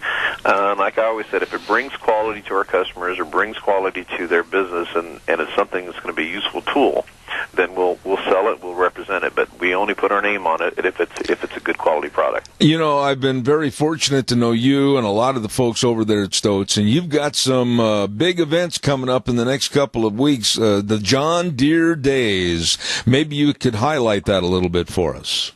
Yes, sir. So John Deere, November is basically it's just a time of thankfulness for a bountiful harvest, hopefully, for our customers and ourselves, and it's a time to be thankful for our families and everything we have, and I love that, because there's no expectations.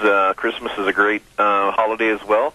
And but I like the thoughtfulness and the thankfulness of Thanksgiving itself. But it is a time for us to be thankful for our customers and to thankful for what we have.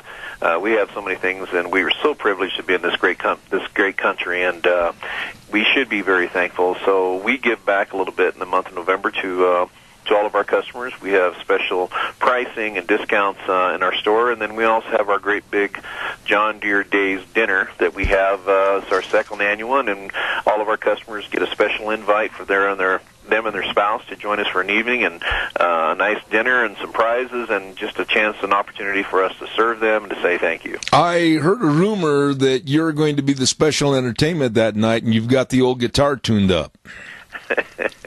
Well, you better bring your earplugs. Me and the cats will be having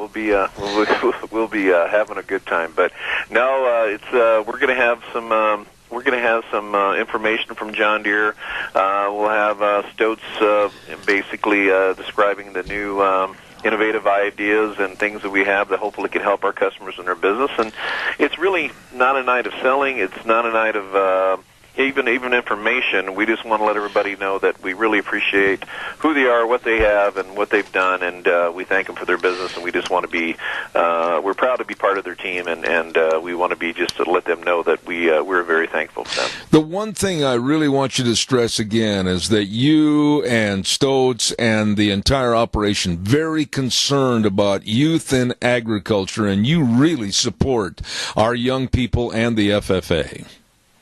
Yes, sir. We, in fact, I had a phone call this morning, and I thought we were doing a pretty good job. But our goal as a company is to invest into the FFA 4-H is $250,000, and that's our whole company, 25 stores. We were number one, but I'm still not satisfied because with the money we raised, I think we can do better. We've got a lot of great things we're doing, not only with the FFAs and 4-H's and all of the county fairs that we do, but also with our new apprenticeship program with our schools. So we're trying to be very, very ingrained in the education and also the awareness of our community, and we're trying to do everything we can to help make it easier for our for our leaders that have such an impact on our youth, like you're saying, Zeb, is that it takes a village to raise a child, and we really want to be involved. And I've been involved in coaching all my life, and I love it, and I love inspiring people to get to help them achieve more than they ever thought was possible. And that is the gratification that we're looking for, is just to help them and do something good for them.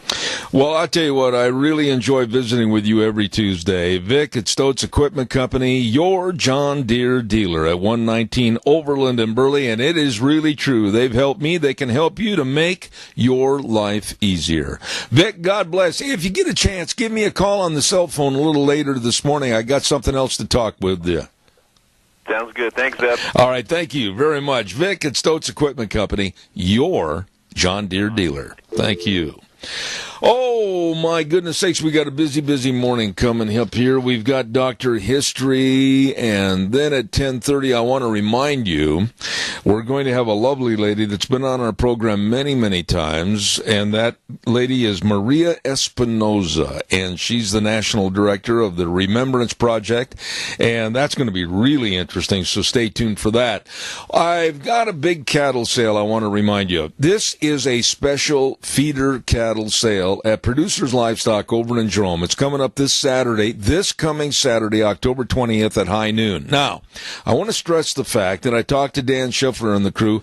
These are choice cattle. Choice feeder cattle only. No dairy or dairy cross cattle.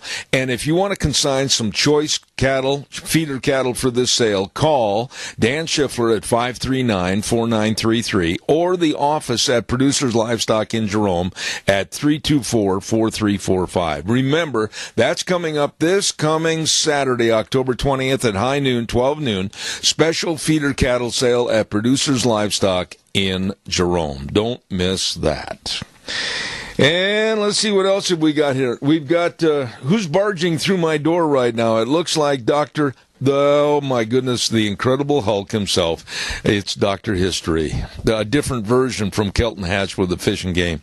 He's going to be coming up this next half hour, so don't forget that. You're standing in front of my clock, sir. Thank you very much.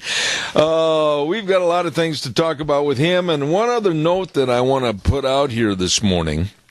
The First American Title Company at 417 North Overland in Burley is having their annual sock drive. That's right, sock drive for the month of October, and all the donations will be given to the Mini-Cassia school districts for families in need. Anyone interested in donating can drop off donations of socks at their office at 417 North Overland in Burley, or call them at 878-4772. Let's get all the socks, new ones. Don't wear those holy ones that Dr. History uses, and take them over to First American Title Company for their annual sock drive.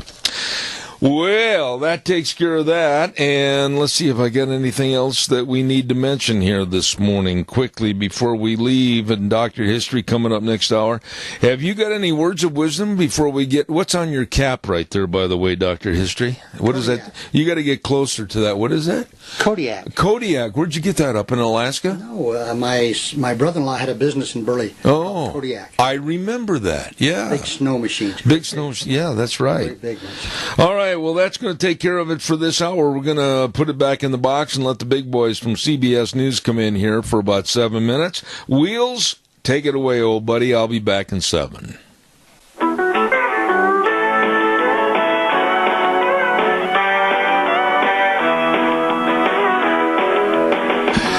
The reason I let the music play for a couple extra seconds is because I lost a very important paper, and I'm going to just say this one time.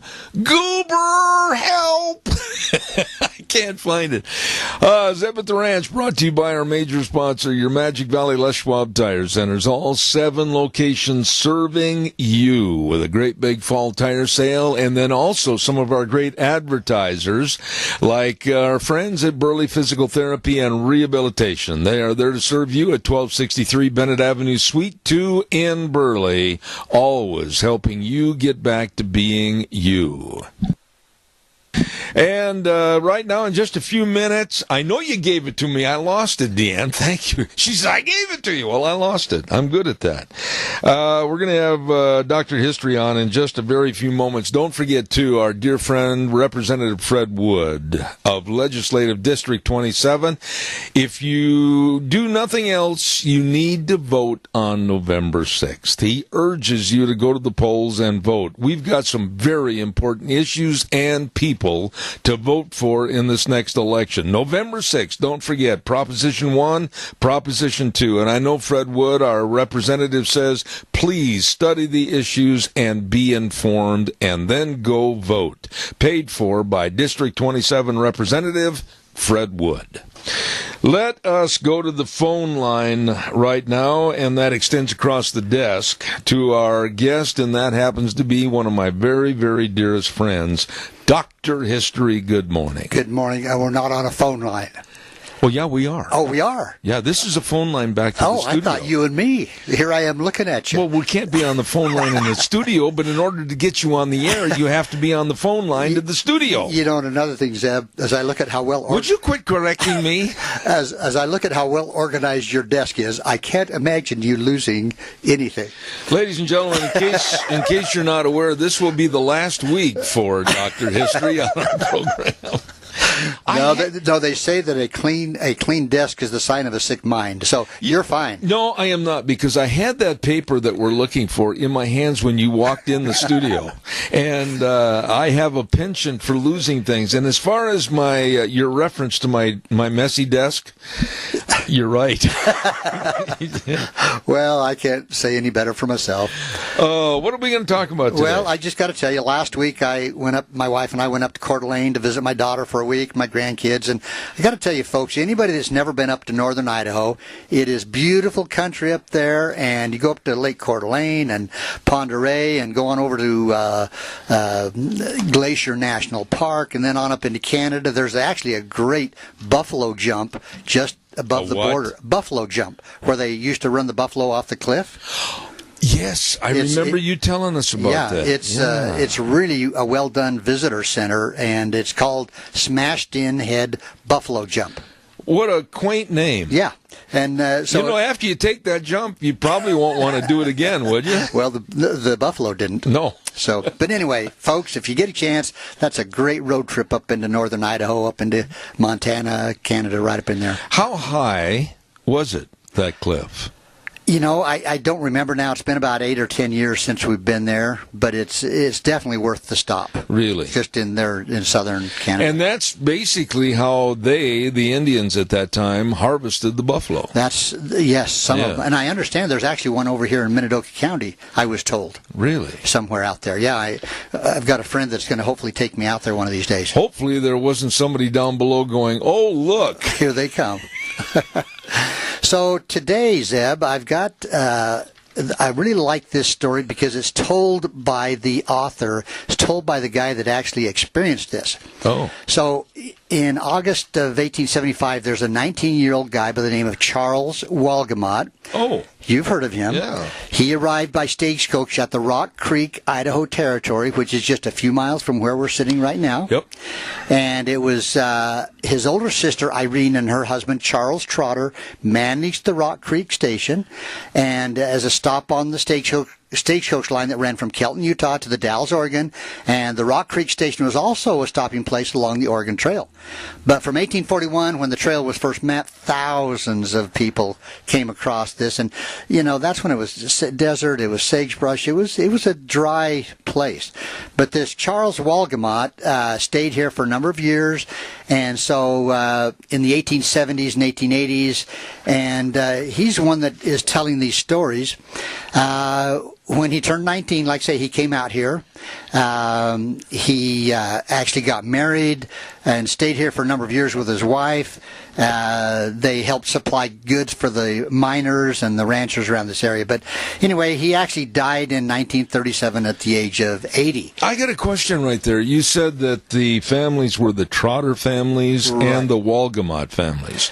Are there any of their descendants that perhaps were raised and still stayed here? Well, Walgamot actually moved up into Montana for a while and lived there with some of his family. And then actually in his latter years, he actually moved down to Los Angeles to be with some family down there. I see. So I don't know that he has anybody still hanging around here. I see. Okay. So this is the story about a guy by the name of Dave Simpson. Okay. Mm-hmm. And now I'm telling this in Charles's verbiage, his words, so, keep that in mind. And that's why I like this story, because I think it's pretty much accurate. Mm-hmm. So Dave Smith was a blacksmith. He came from Oregon, settled on the old Oregon Trail at Rock Creek Station, just over here a few miles there.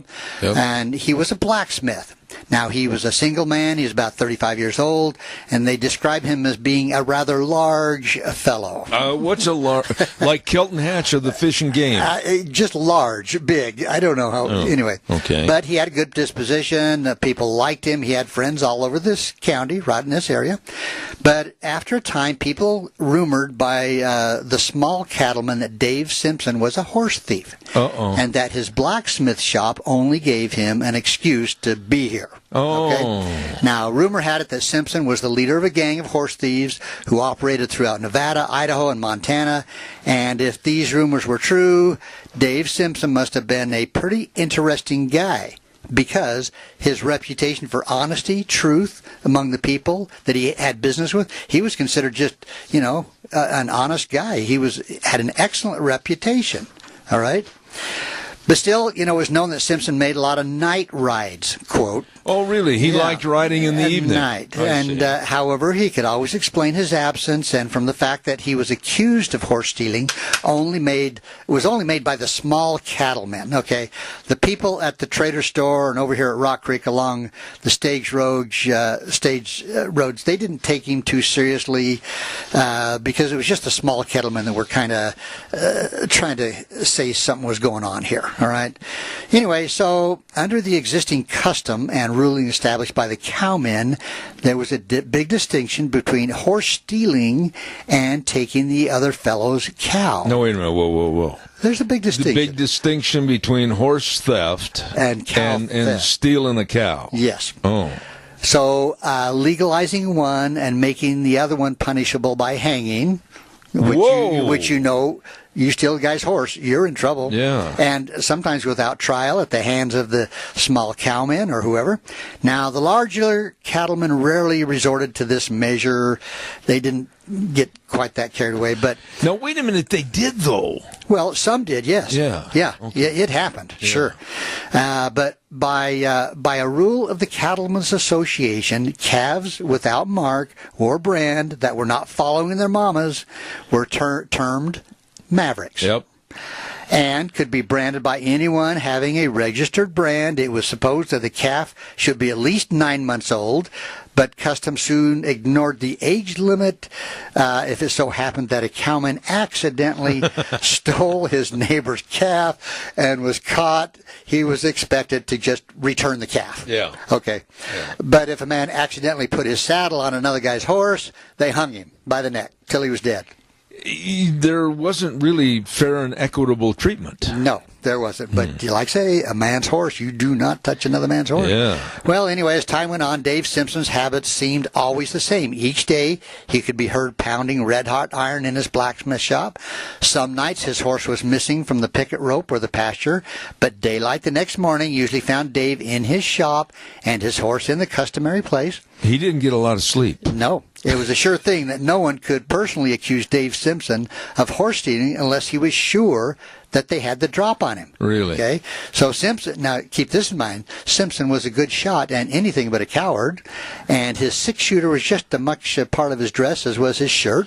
He kept that pistol, that shooter right next to his hip all day long. It amazes me that you said they were really good shots, because back in those days, the recoil from the pistols especially, that took a lot of practice. It did. And evidently he was good. Yeah. Well, the stock business, especially the cattle industry at that time, was in a peculiar position in the Snake River Valley.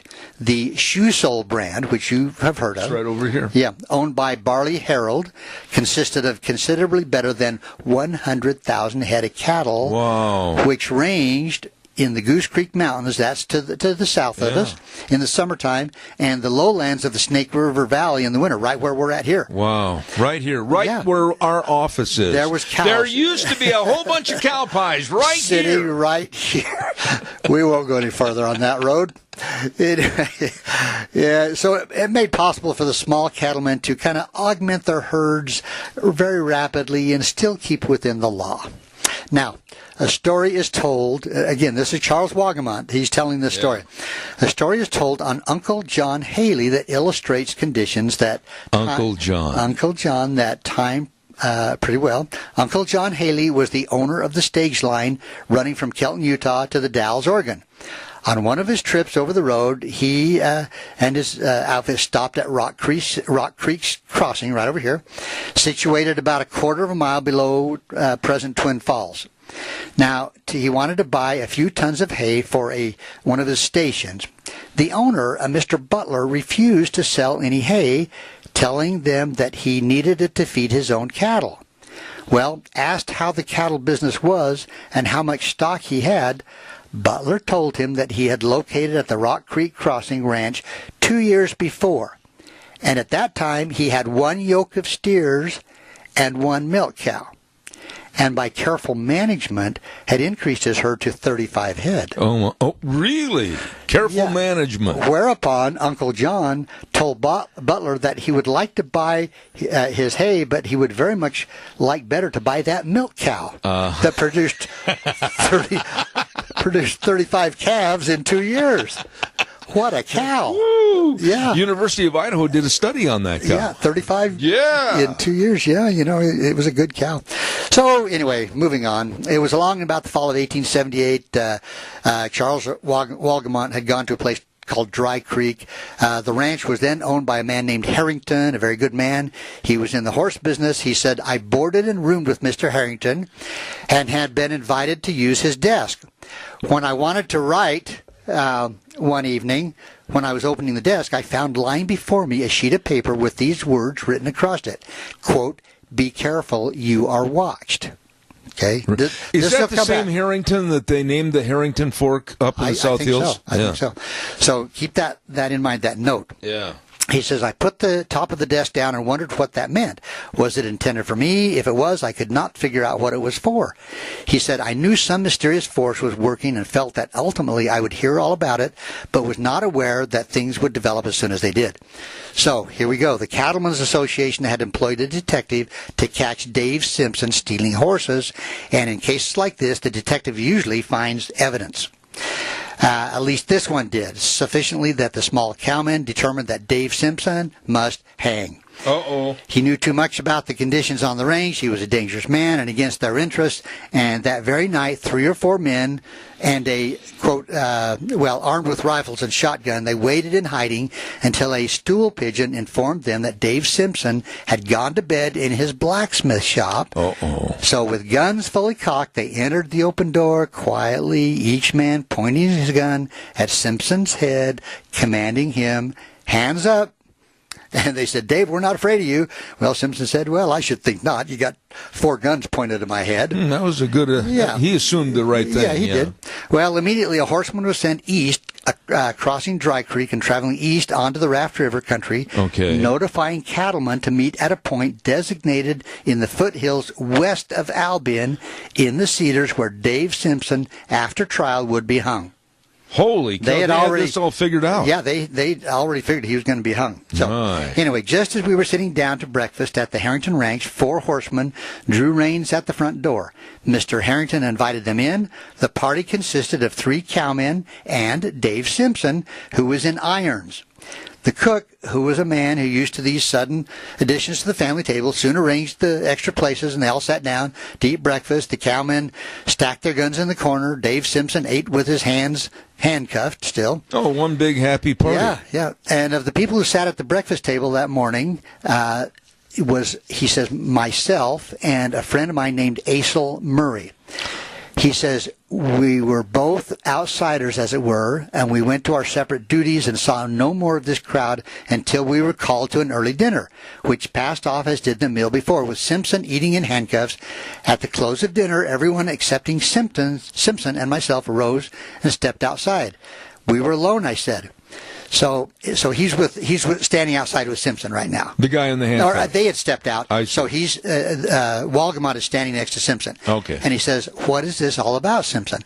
Simpson said, "I am accused of horse stealing, and from what I can gather from their conversation, they intend to take me to the Cedars this side of Albion and hang me." That's pretty calm response. Yeah. He says, "I felt sorry for Simpson and said, 'Dave, step into that room. That window's up and opens on the creek, which is heavily willowed from here to the canyon.'" Simpson looked at his handcuffs and hesitated, and before he could act, the door opened, and Simpson's, he was told to come on. So he had a little chance to escape. Yeah. Well, Acel Murray, the other guy, had been ordered to bring their horses in the outfit, left accompanied by Mr. Harrington. He said, "I would have liked to bid Simpson goodbye and say a consoling word if I could have thought of anything, but I did not. It was better to treat the circumstances with indifference, and there was no goodbye said." Okay. Now, along in the after part of the night, I was awakened by men noisily entering the dining room and could hear them placing sagebrush on the fireplace fire, and by their voices recognized them as the cattlemen on their return after supposedly hanging Dave. Yeah. Mr. Harrington came into my room and asked if one of the boys could sleep with me. I told him that he could. I got up and took a peek into the room. To my surprise, I saw Simpson sitting by the fireplace, still in irons. After breakfast the next morning, I heard that they were going to send him to Silver City, the county seat, which they did. Mr. Harrington told him that they had taken Simpson to the Cedars west of Albion, where they met a number of cattlemen. They placed a rope over Simpson's neck and gave him a trial. Okay, so he's sitting on the horse, rope over his neck, and now they're going to give him a trial. Well, a man by the name of James Iverson, who lived at Cottonwood, some miles west of Oakley. Right up here. Yes. He took it upon himself to talk for Simpson, urging the crowd to turn him over to the law. Harrington, who was a very just fellow, also urged that it would be better for all, and a majority voted to turn him over to the authorities. Well, Mr. Harrington also told me that the note inscribed, quote, "Be careful, you are watched," had been slipped under his door the night before that I had found it. So it was for Mr. Harrington that, for some reason, was being watched. Holy smokes, the plot thickens. Yeah. Anyways, he says, "The reader will see that when I wrote the story, I was prejudiced in favor of Simpson, and in this I may have been wrong, and the cattleman may have been right. Simpson may have deserved hanging, but this impression was stamped on my young mind at the time, and I have never gotten entirely over it. Simpson was never brought to trial, and I doubt if any of these men would have appeared against him.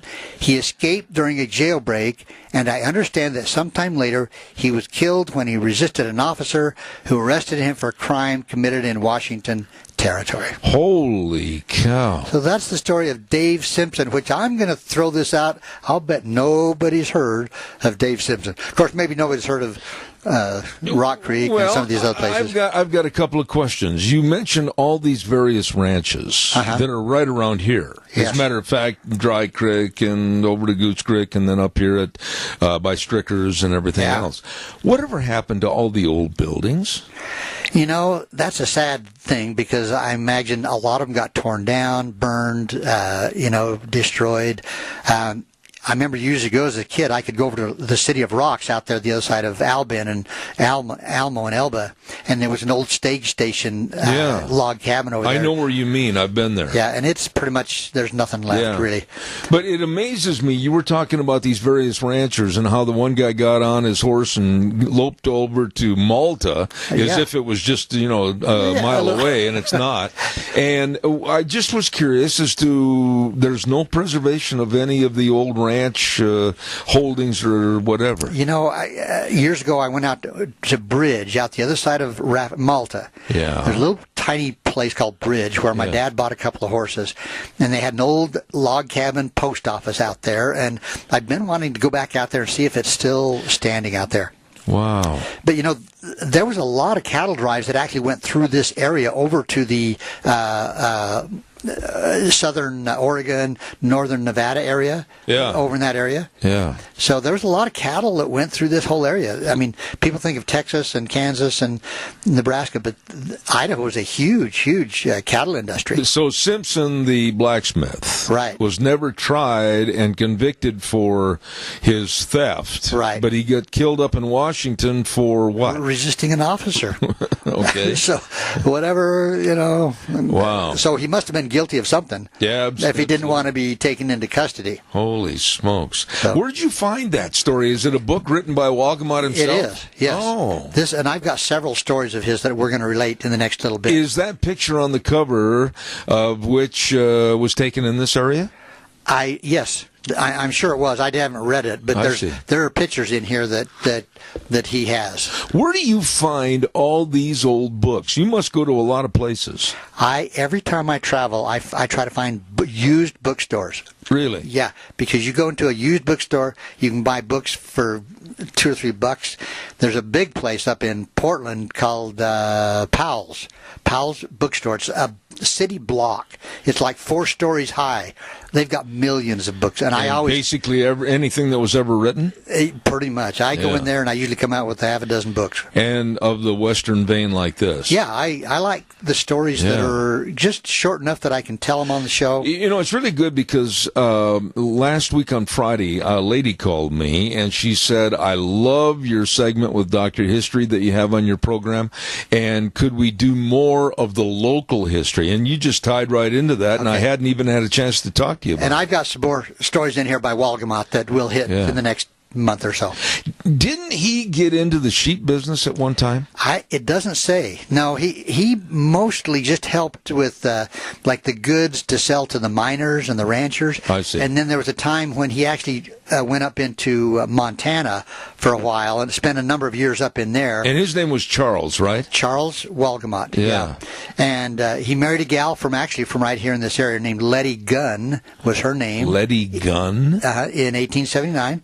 They sure had fun with names back in those days. But they, like I say, they actually went up into the Wood River area for a while, up in Haley, and worked up in there. And like I said, they went up into Montana, came back to this area in 1917 until about the 1930s, and then he went down into California where he died with his family, grandchildren. Holy cow. Stuff. So good job. That's a fun story. I love the stories like this because before you leave, let me take a look at that book. Okay. Okay. Thanks, Dr. History, and we really appreciate him being on the program again on this Tuesday. By the way, welcome back. You missed last week. We missed you. Thank you. You're welcome. I found it. Deanne's going to really be upset at me. I want to remind everybody about A Child's World, and they sponsor Cassia County School Days on Thursdays at 10:10. Don't forget they've got all the new clothes. From newborn to size 16, very reasonably priced and always well-made clothing. And don't forget, too, they've got all the Cherokee scrubs and the shoes and the games and the toys and the puzzles. A family store, and that's A Child's World at 1308 Overland in Burley, bringing on Thursdays Cassia County School Days at 10:10. Let's see, we're going to be taking a little break here and send it back over to our main studio for about 3 minutes, and then we're going to be coming back with a lovely lady, Maria Espinoza. You stay tuned. And now, back to Zeb at the Ranch on AM 1230 KBAR. To reach Zeb, call 436-2244 or toll free 1-866-927-4587.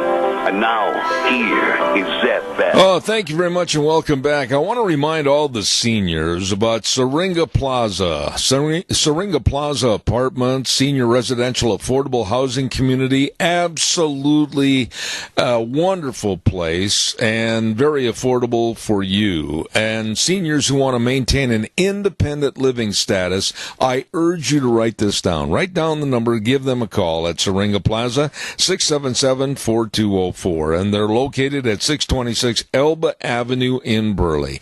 One-bedroom apartments with carpeting and the window coverings and the kitchen and electric range and refrigerators, emergency call system. All of this and more for you to just basically take care of yourself in a very very, very nice, affordable senior community called Syringa Plaza in Burley at 677-4204, located at 626 Elba Avenue in Burley. You call them today. Oh, my goodness. I want to remind you, too, about our dear friend, and that's Speaker of the House and Representative of District 27, Scott Bedke, urging you to go vote November 6th.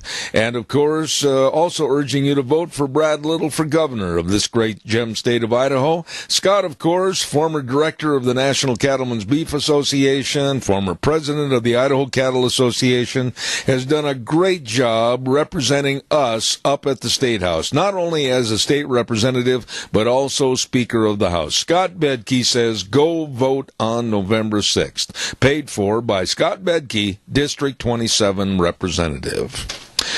A lovely lady that I'm looking forward to visiting with has been on my program many, many times, and she is the National Director of the Remembrance Project. Maria Espinoza, good morning. How are you? Good morning, Zeb. Thanks so much for having me on. Well, it is always my pleasure. And, Maria, I got to tell you, this morning I'm frustrated. I'm downright mad that as a tax-paying citizen of this country, I'm not being listened to. I don't want open borders. I don't want people coming on a march from South and Central America, Honduras, Guatemala, whatever, going through Mexico and then pointing their finger at me saying, we're coming into your country whether you like it or not. I don't feel like I, as a citizen, am being protected anymore, and it's an open borders, y'all come on in at my expense. What are your thoughts on this? I feel the same way, and I hate that, and I think that this is a perfect example, Zeb, that if we had handled that caravan with a strong arm, just like Mexico and how they protect their southern border, we would not be in this situation, and we wouldn't have all these migrants from Honduras, a very dangerous, obviously, and corrupt country. Their government is corrupt. In fact, the UN now is deliberating whether or not, I think, Honduras, and maybe it was Guatemala, pardon me, but all those countries kind of run together. And, you know, as we know, that corruption is deep, just like in Mexico, in their leadership. And, you know, obviously the money that we give them as U.S. foreign aid, it's not going to what it's supposed to be helping out with, which is cutting back on the gang violence and the crime there in their countries. And Vice President Pence was just had these leaders and Central America coming up here to D.C. and met with them, and he told them, tell your people to not come again on this caravan and cross illegally, but they ignore it. It's almost like it's extortion, extorting the American taxpayers, Zeb, and it's a dangerous place to be, and you're absolutely right. We have to stop this invasion, and it's a very dangerous situation because, look, the way we handled Mexico encouraged Honduras, and now encouraging Guatemala, El Salvador, Nicaragua. It's endless, and American people have to put their foot down, and this is just, we've had it. I have had it. I'm very frustrated. I'm sick and tired of being called a bigot and a hate monger, even by people that live right here in my area, which is fine. You can call me all the names you want, but I'll tell you one thing. I'm absolutely fed up with being told that my money, my taxpayer dollars, my hard work and effort has to go and support others that are pushing their finger into the chest of the United States saying, you're going to take us and you can't do anything about it. I don't like being assaulted by people that have no business being here. Exactly, and we have to stand up. All good Americans who want lawfulness. I'm not talking about just Republicans or conservatives or whatnot. I'm talking about every single American who values this country and our American way of life. If you allow an open borders and vote for those officials who say, in one hand, secure our border, but then on the other hand, say, let's give amnesty to everyone and stop the temporary separation of illegal alien families when they put themselves in that situation. And look what happened right next door in Portland, Zeb.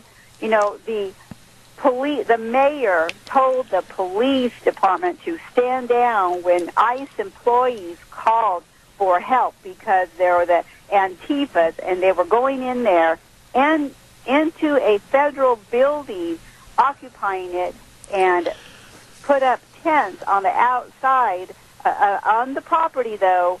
And now, what kind of situation is this, where law enforcement, through the leadership in that town, gets to pick and choose who they will defend, which taxpayer has a right to public safety? It's outrageous. Your listeners have to stand up, band together, and let their voices be heard.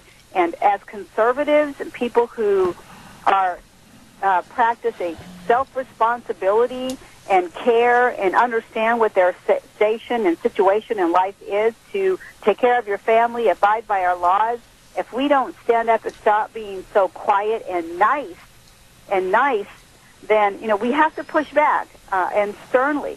Otherwise, again, what's coming across that border, and mostly our males in this caravan, they're here, they're part of gang members, they're committing all sorts of crimes just to remain here. And again, you're right, poking our chest to at the American people and demanding that they be taken care of. The whole thing is a reverse blame. We are being blamed as American citizens for not accepting any and all people coming into our country. And I say, wait a minute. Don't you dare blame me for having animosity against these people coming in at my expense and my tax dollars. Reverse the blame back to their countries for being such a low-life government that they haven't devised plans to take care of their own people and give their own people incentive to stay there and thrive there. That's the people that are at fault, their own governments. Exactly. And what happens when those people come here, basically they bring their politics here. But look, the baseline again, Zeb, is we do not have to allow anyone into our country. That's the baseline from which we should be negotiating, not begging and asking, please don't allow your people to come and invade our country. And, the Remembrance Project has called for President Trump to place troops at the border. That's how we need to handle this invasion. That's how any country, any third world country, as a matter of fact, would defend their borders in this manner. That's right. By force. And that's what we're looking at right now. And the Remembrance Project should not have to be memorializing Americans who were killed by illegal aliens, by people with this type of attitude. And this is what it is. It's an attitude. It is aggressive, overthrowing government attitude, and it has to stop. Well, where are the senators? Where are the congressmen? Where are the paid politicians that we elected to serve us and honor what we want? They're not there. They run in hiding. They must be in a broom closet back on the Congress floor. I am sick and tired of supporting congressmen and senators that are absolutely worthless and are not serving the American public. Right. I'll tell you where they are, Zeb. They are behind guarded gates in their homes and in cush jobs up here on the Hill in Washington, D.C., with security, armed security. That's where they are, nice and safe. And, here we are having to deal with the mess that they've created.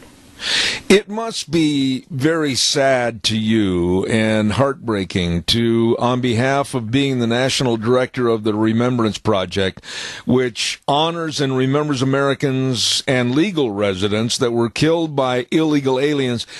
You've got to have a very sad position to have to go to that office and sit behind that desk every day, because this is becoming more than a once-in-a-while occurrence, isn't it?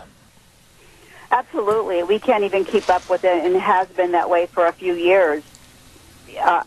So it's very disappointing. It can be overwhelming at times, but we're just focusing and trying to, for number one, currently we are going to recognize the National Remembrance Day for Americans killed by illegal aliens on November 4th. We've been recognizing this day for 6 or 7 years now, and, we're asking President Trump to proclaim this and ask the nation to recognize this day in memory of those who have been killed and murdered because our laws are not enforced, because, just like you mentioned, these politicians do not place Americans first, do not place our country first. We need that wall, Zeb, and this is the work that we've been doing for 9 years. Are you getting any response from the Trump administration?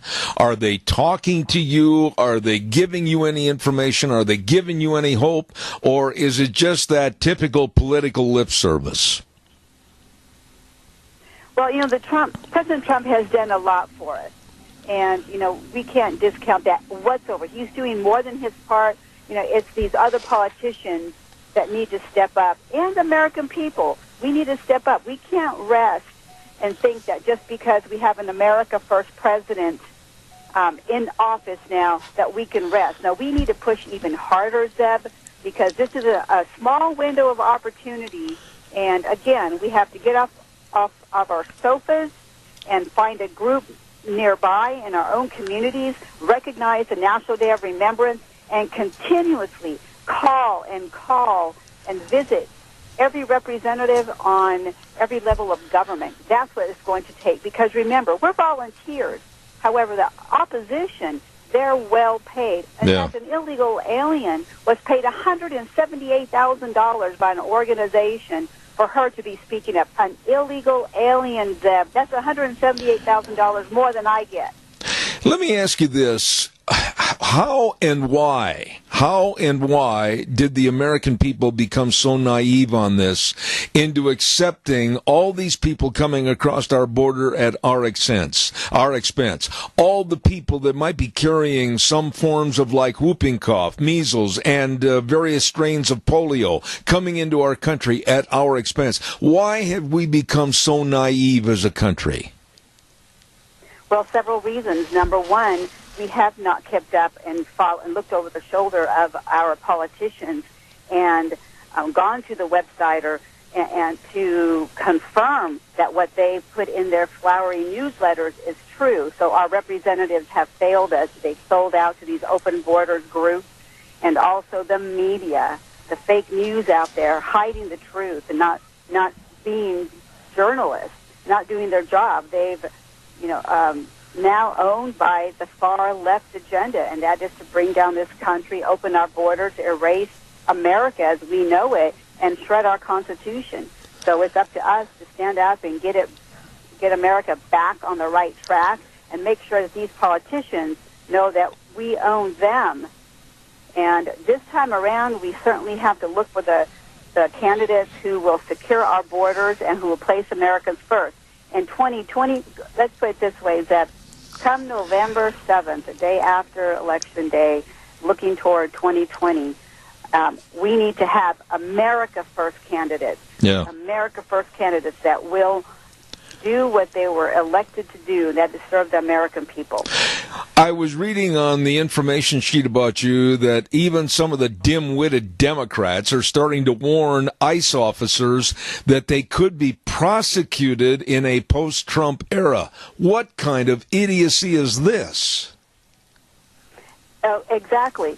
And, I tell your listeners, place your politicians, again, on every level of government, on your speed dial, and call them as soon as you hear things like this, and call in and comment to that media outlet that printed this ridiculous thing. And I would go as far as say, cancel your subscription to those outlets that are not placing America first and not telling the truth, all those fake news outlets, because they don't need to be in business.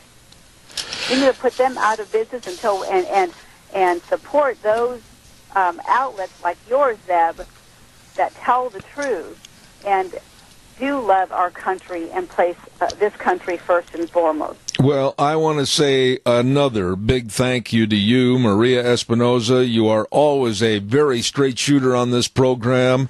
The National Director of the Remembrance Project. Maria, God's blessings to you. We have a quick call. They just came in, so let's take one more quick call. Real fast, caller. You're on the air. Go ahead, please. Okay. Well, am a contractor, and I deal with farmers, ranchers, dairymen, trucking companies, every kind of business you can think of, and there are Hispanics everywhere there. And some of them I know are illegal, but they seem to be good people. There's good Hispanics that have lived here all their lives. And, the ones that have lived here all their lives, they are like me. They want this to, they work for free market capitalists. And you can't work for somebody that doesn't have any money to pay you. And so we all need to be able to be left to go and work. But illegal aliens are, in some respects, doing us extreme harm. And there's got to be something we can do to get this squared away. I'll hang up. Respond to the caller, please, Maria. Okay, Zeb. Well, and a couple things there. Number one, anyone who crosses here illegally, their character is certainly called into question. That's first and foremost. And we have a front door, so they must enter in through that front door. Why do we have laws? Why do we have an immigration system if we're not going to implement it? That's right. Demand that these individuals get right with America and Americans. And again, these illegal aliens who are here, they are on our social benefits that should be going to our elderly, to our veterans, to the 500,000 orphan children that need our help, yes, and to the 13 million children who live in poverty and probably go to bed hungry at night. We need to take care of American first, and that sends a message to other countries as well, that they must do the same thing, and that their citizens will see that that's how it's done and demand that their own governments take care of them and stop the corruption that has so infested nearly every other country. Amen. Maria, I'm out of time. I wished I had more time, but God bless you. Maria Espinoza, please come back soon. Thank you so much. Thank you, Zeb, and God bless you and your listeners. Thank you very much. Caller, I'm sorry, I just flat ran out of time. I apologize, but I've got to get the weather forecast in here real quick. I'm dictated to by the clock a lot of times on our issues. Scarrows Meats at 331 North Road, Jerome, bringing you the weather right now. You can go to their website, www.scarrowsmeats.com. Absolutely delicious meats, from the marinated pork ribs all the way to the tri-tips to the breakfast bacons and the sausages. It's all fantabulous. Scarrows Meats, 324-7657. Over in Jerome. Don't you forget Scarrows Meats. Right now, here's Gina with the weather. We're going to have a slight warm-up as we make our way through the work week. Here's a look at your weather forecast for Zeb at the Ranch. We are expecting sunny skies for today. Winds out of the east-northeast, right around 5 miles an hour. High of 57 is what we're looking at today. Tonight, clear skies with a low of 29. Tomorrow, sunny and 63, looking at clear skies with a low of 33 by Wednesday night. Thursday and all the way through the weekend, expecting sunny skies. Highs are going to be in the mid-60s, lows in the low 30s. That's a look at your weather forecast for 7. Don Scarrow and the crew at Scarrows Meats, serving you at 331 North Road, Jerome. Stop over or give them a call at 324-7657. Delicious meats. Scarrows Meats, changing the way we eat, one delicious bite at a time. Hey, don't forget a fun event coming up this Saturday over at Four Paws, annual Halloween party. It's Saturday, October 20th, this coming weekend from 11 to 2. It's the Halloween happenings for you and your pets. I'm telling you, this is going to be great. Free pictures with your pets and a costume parade, decorate. I mean, get your pets all costumed up. They have a lot of fun over there. Lots of prizes, great food, all of this with our friends at Four Paws Bed and Bath. 370 West, 200 South. I bit my tongue. I'll say it again. 370 West, 200 South of Rupert. The number to call to find out more information about this Halloween happenings at Four Paws, 438-4444. A lot of fun, and you'll get a lot of pictures over there of pets all decorated up in their costumes and everything. It's really a lot of fun to see. Wow, I'm busy and I'm running a little bit late this morning. I want to remind you that tomorrow morning on the Wednesday program, we're going to have Dave Bigo and we're going to have Megan Barth. Megan from Las Vegas is going to be on the program talking about the foolishness that's going on in politics today. She's really a good analyst. And then, of course, at 10 o'clock, we've got our dear friend, the Incredible Bulk, Kelton Hatch with the Fish and Game, tomorrow on our program. Quick reminder about our major sponsor, and that's your Magic Valley Les Schwab Tire Centers, all 7 locations serving you with a huge fall tire sale. Don't forget they've got all the passenger car tires like the Eclipse on sale, the Road Control tire on sale, and for your pickups and SUVs, the Backcountry All-Terrain tire on sale, Open Country AT2 on sale. Boy, they've got super tires, all the different tread designs, all the sizes for your cars, pickups, SUVs, trailers, everything. Stop in and see them today for this absolutely huge fall tire sale. Lane and Rupert, Dave on Blue Lakes and Twin, Mike and Buell, Mike and Jerome, the Twist family in Paul, Daniel on Poline in Twin Falls, and my buddy Randy on Overland in Burley, your Magic Valley Les Schwab Tire Centers. Want to remind you that next Thursday on the 25th, yes, next Thursday on the 25th, it will be the Zeb's Lunch Bunch Halloween party at Denny's Restaurant, America's Diner in Burley.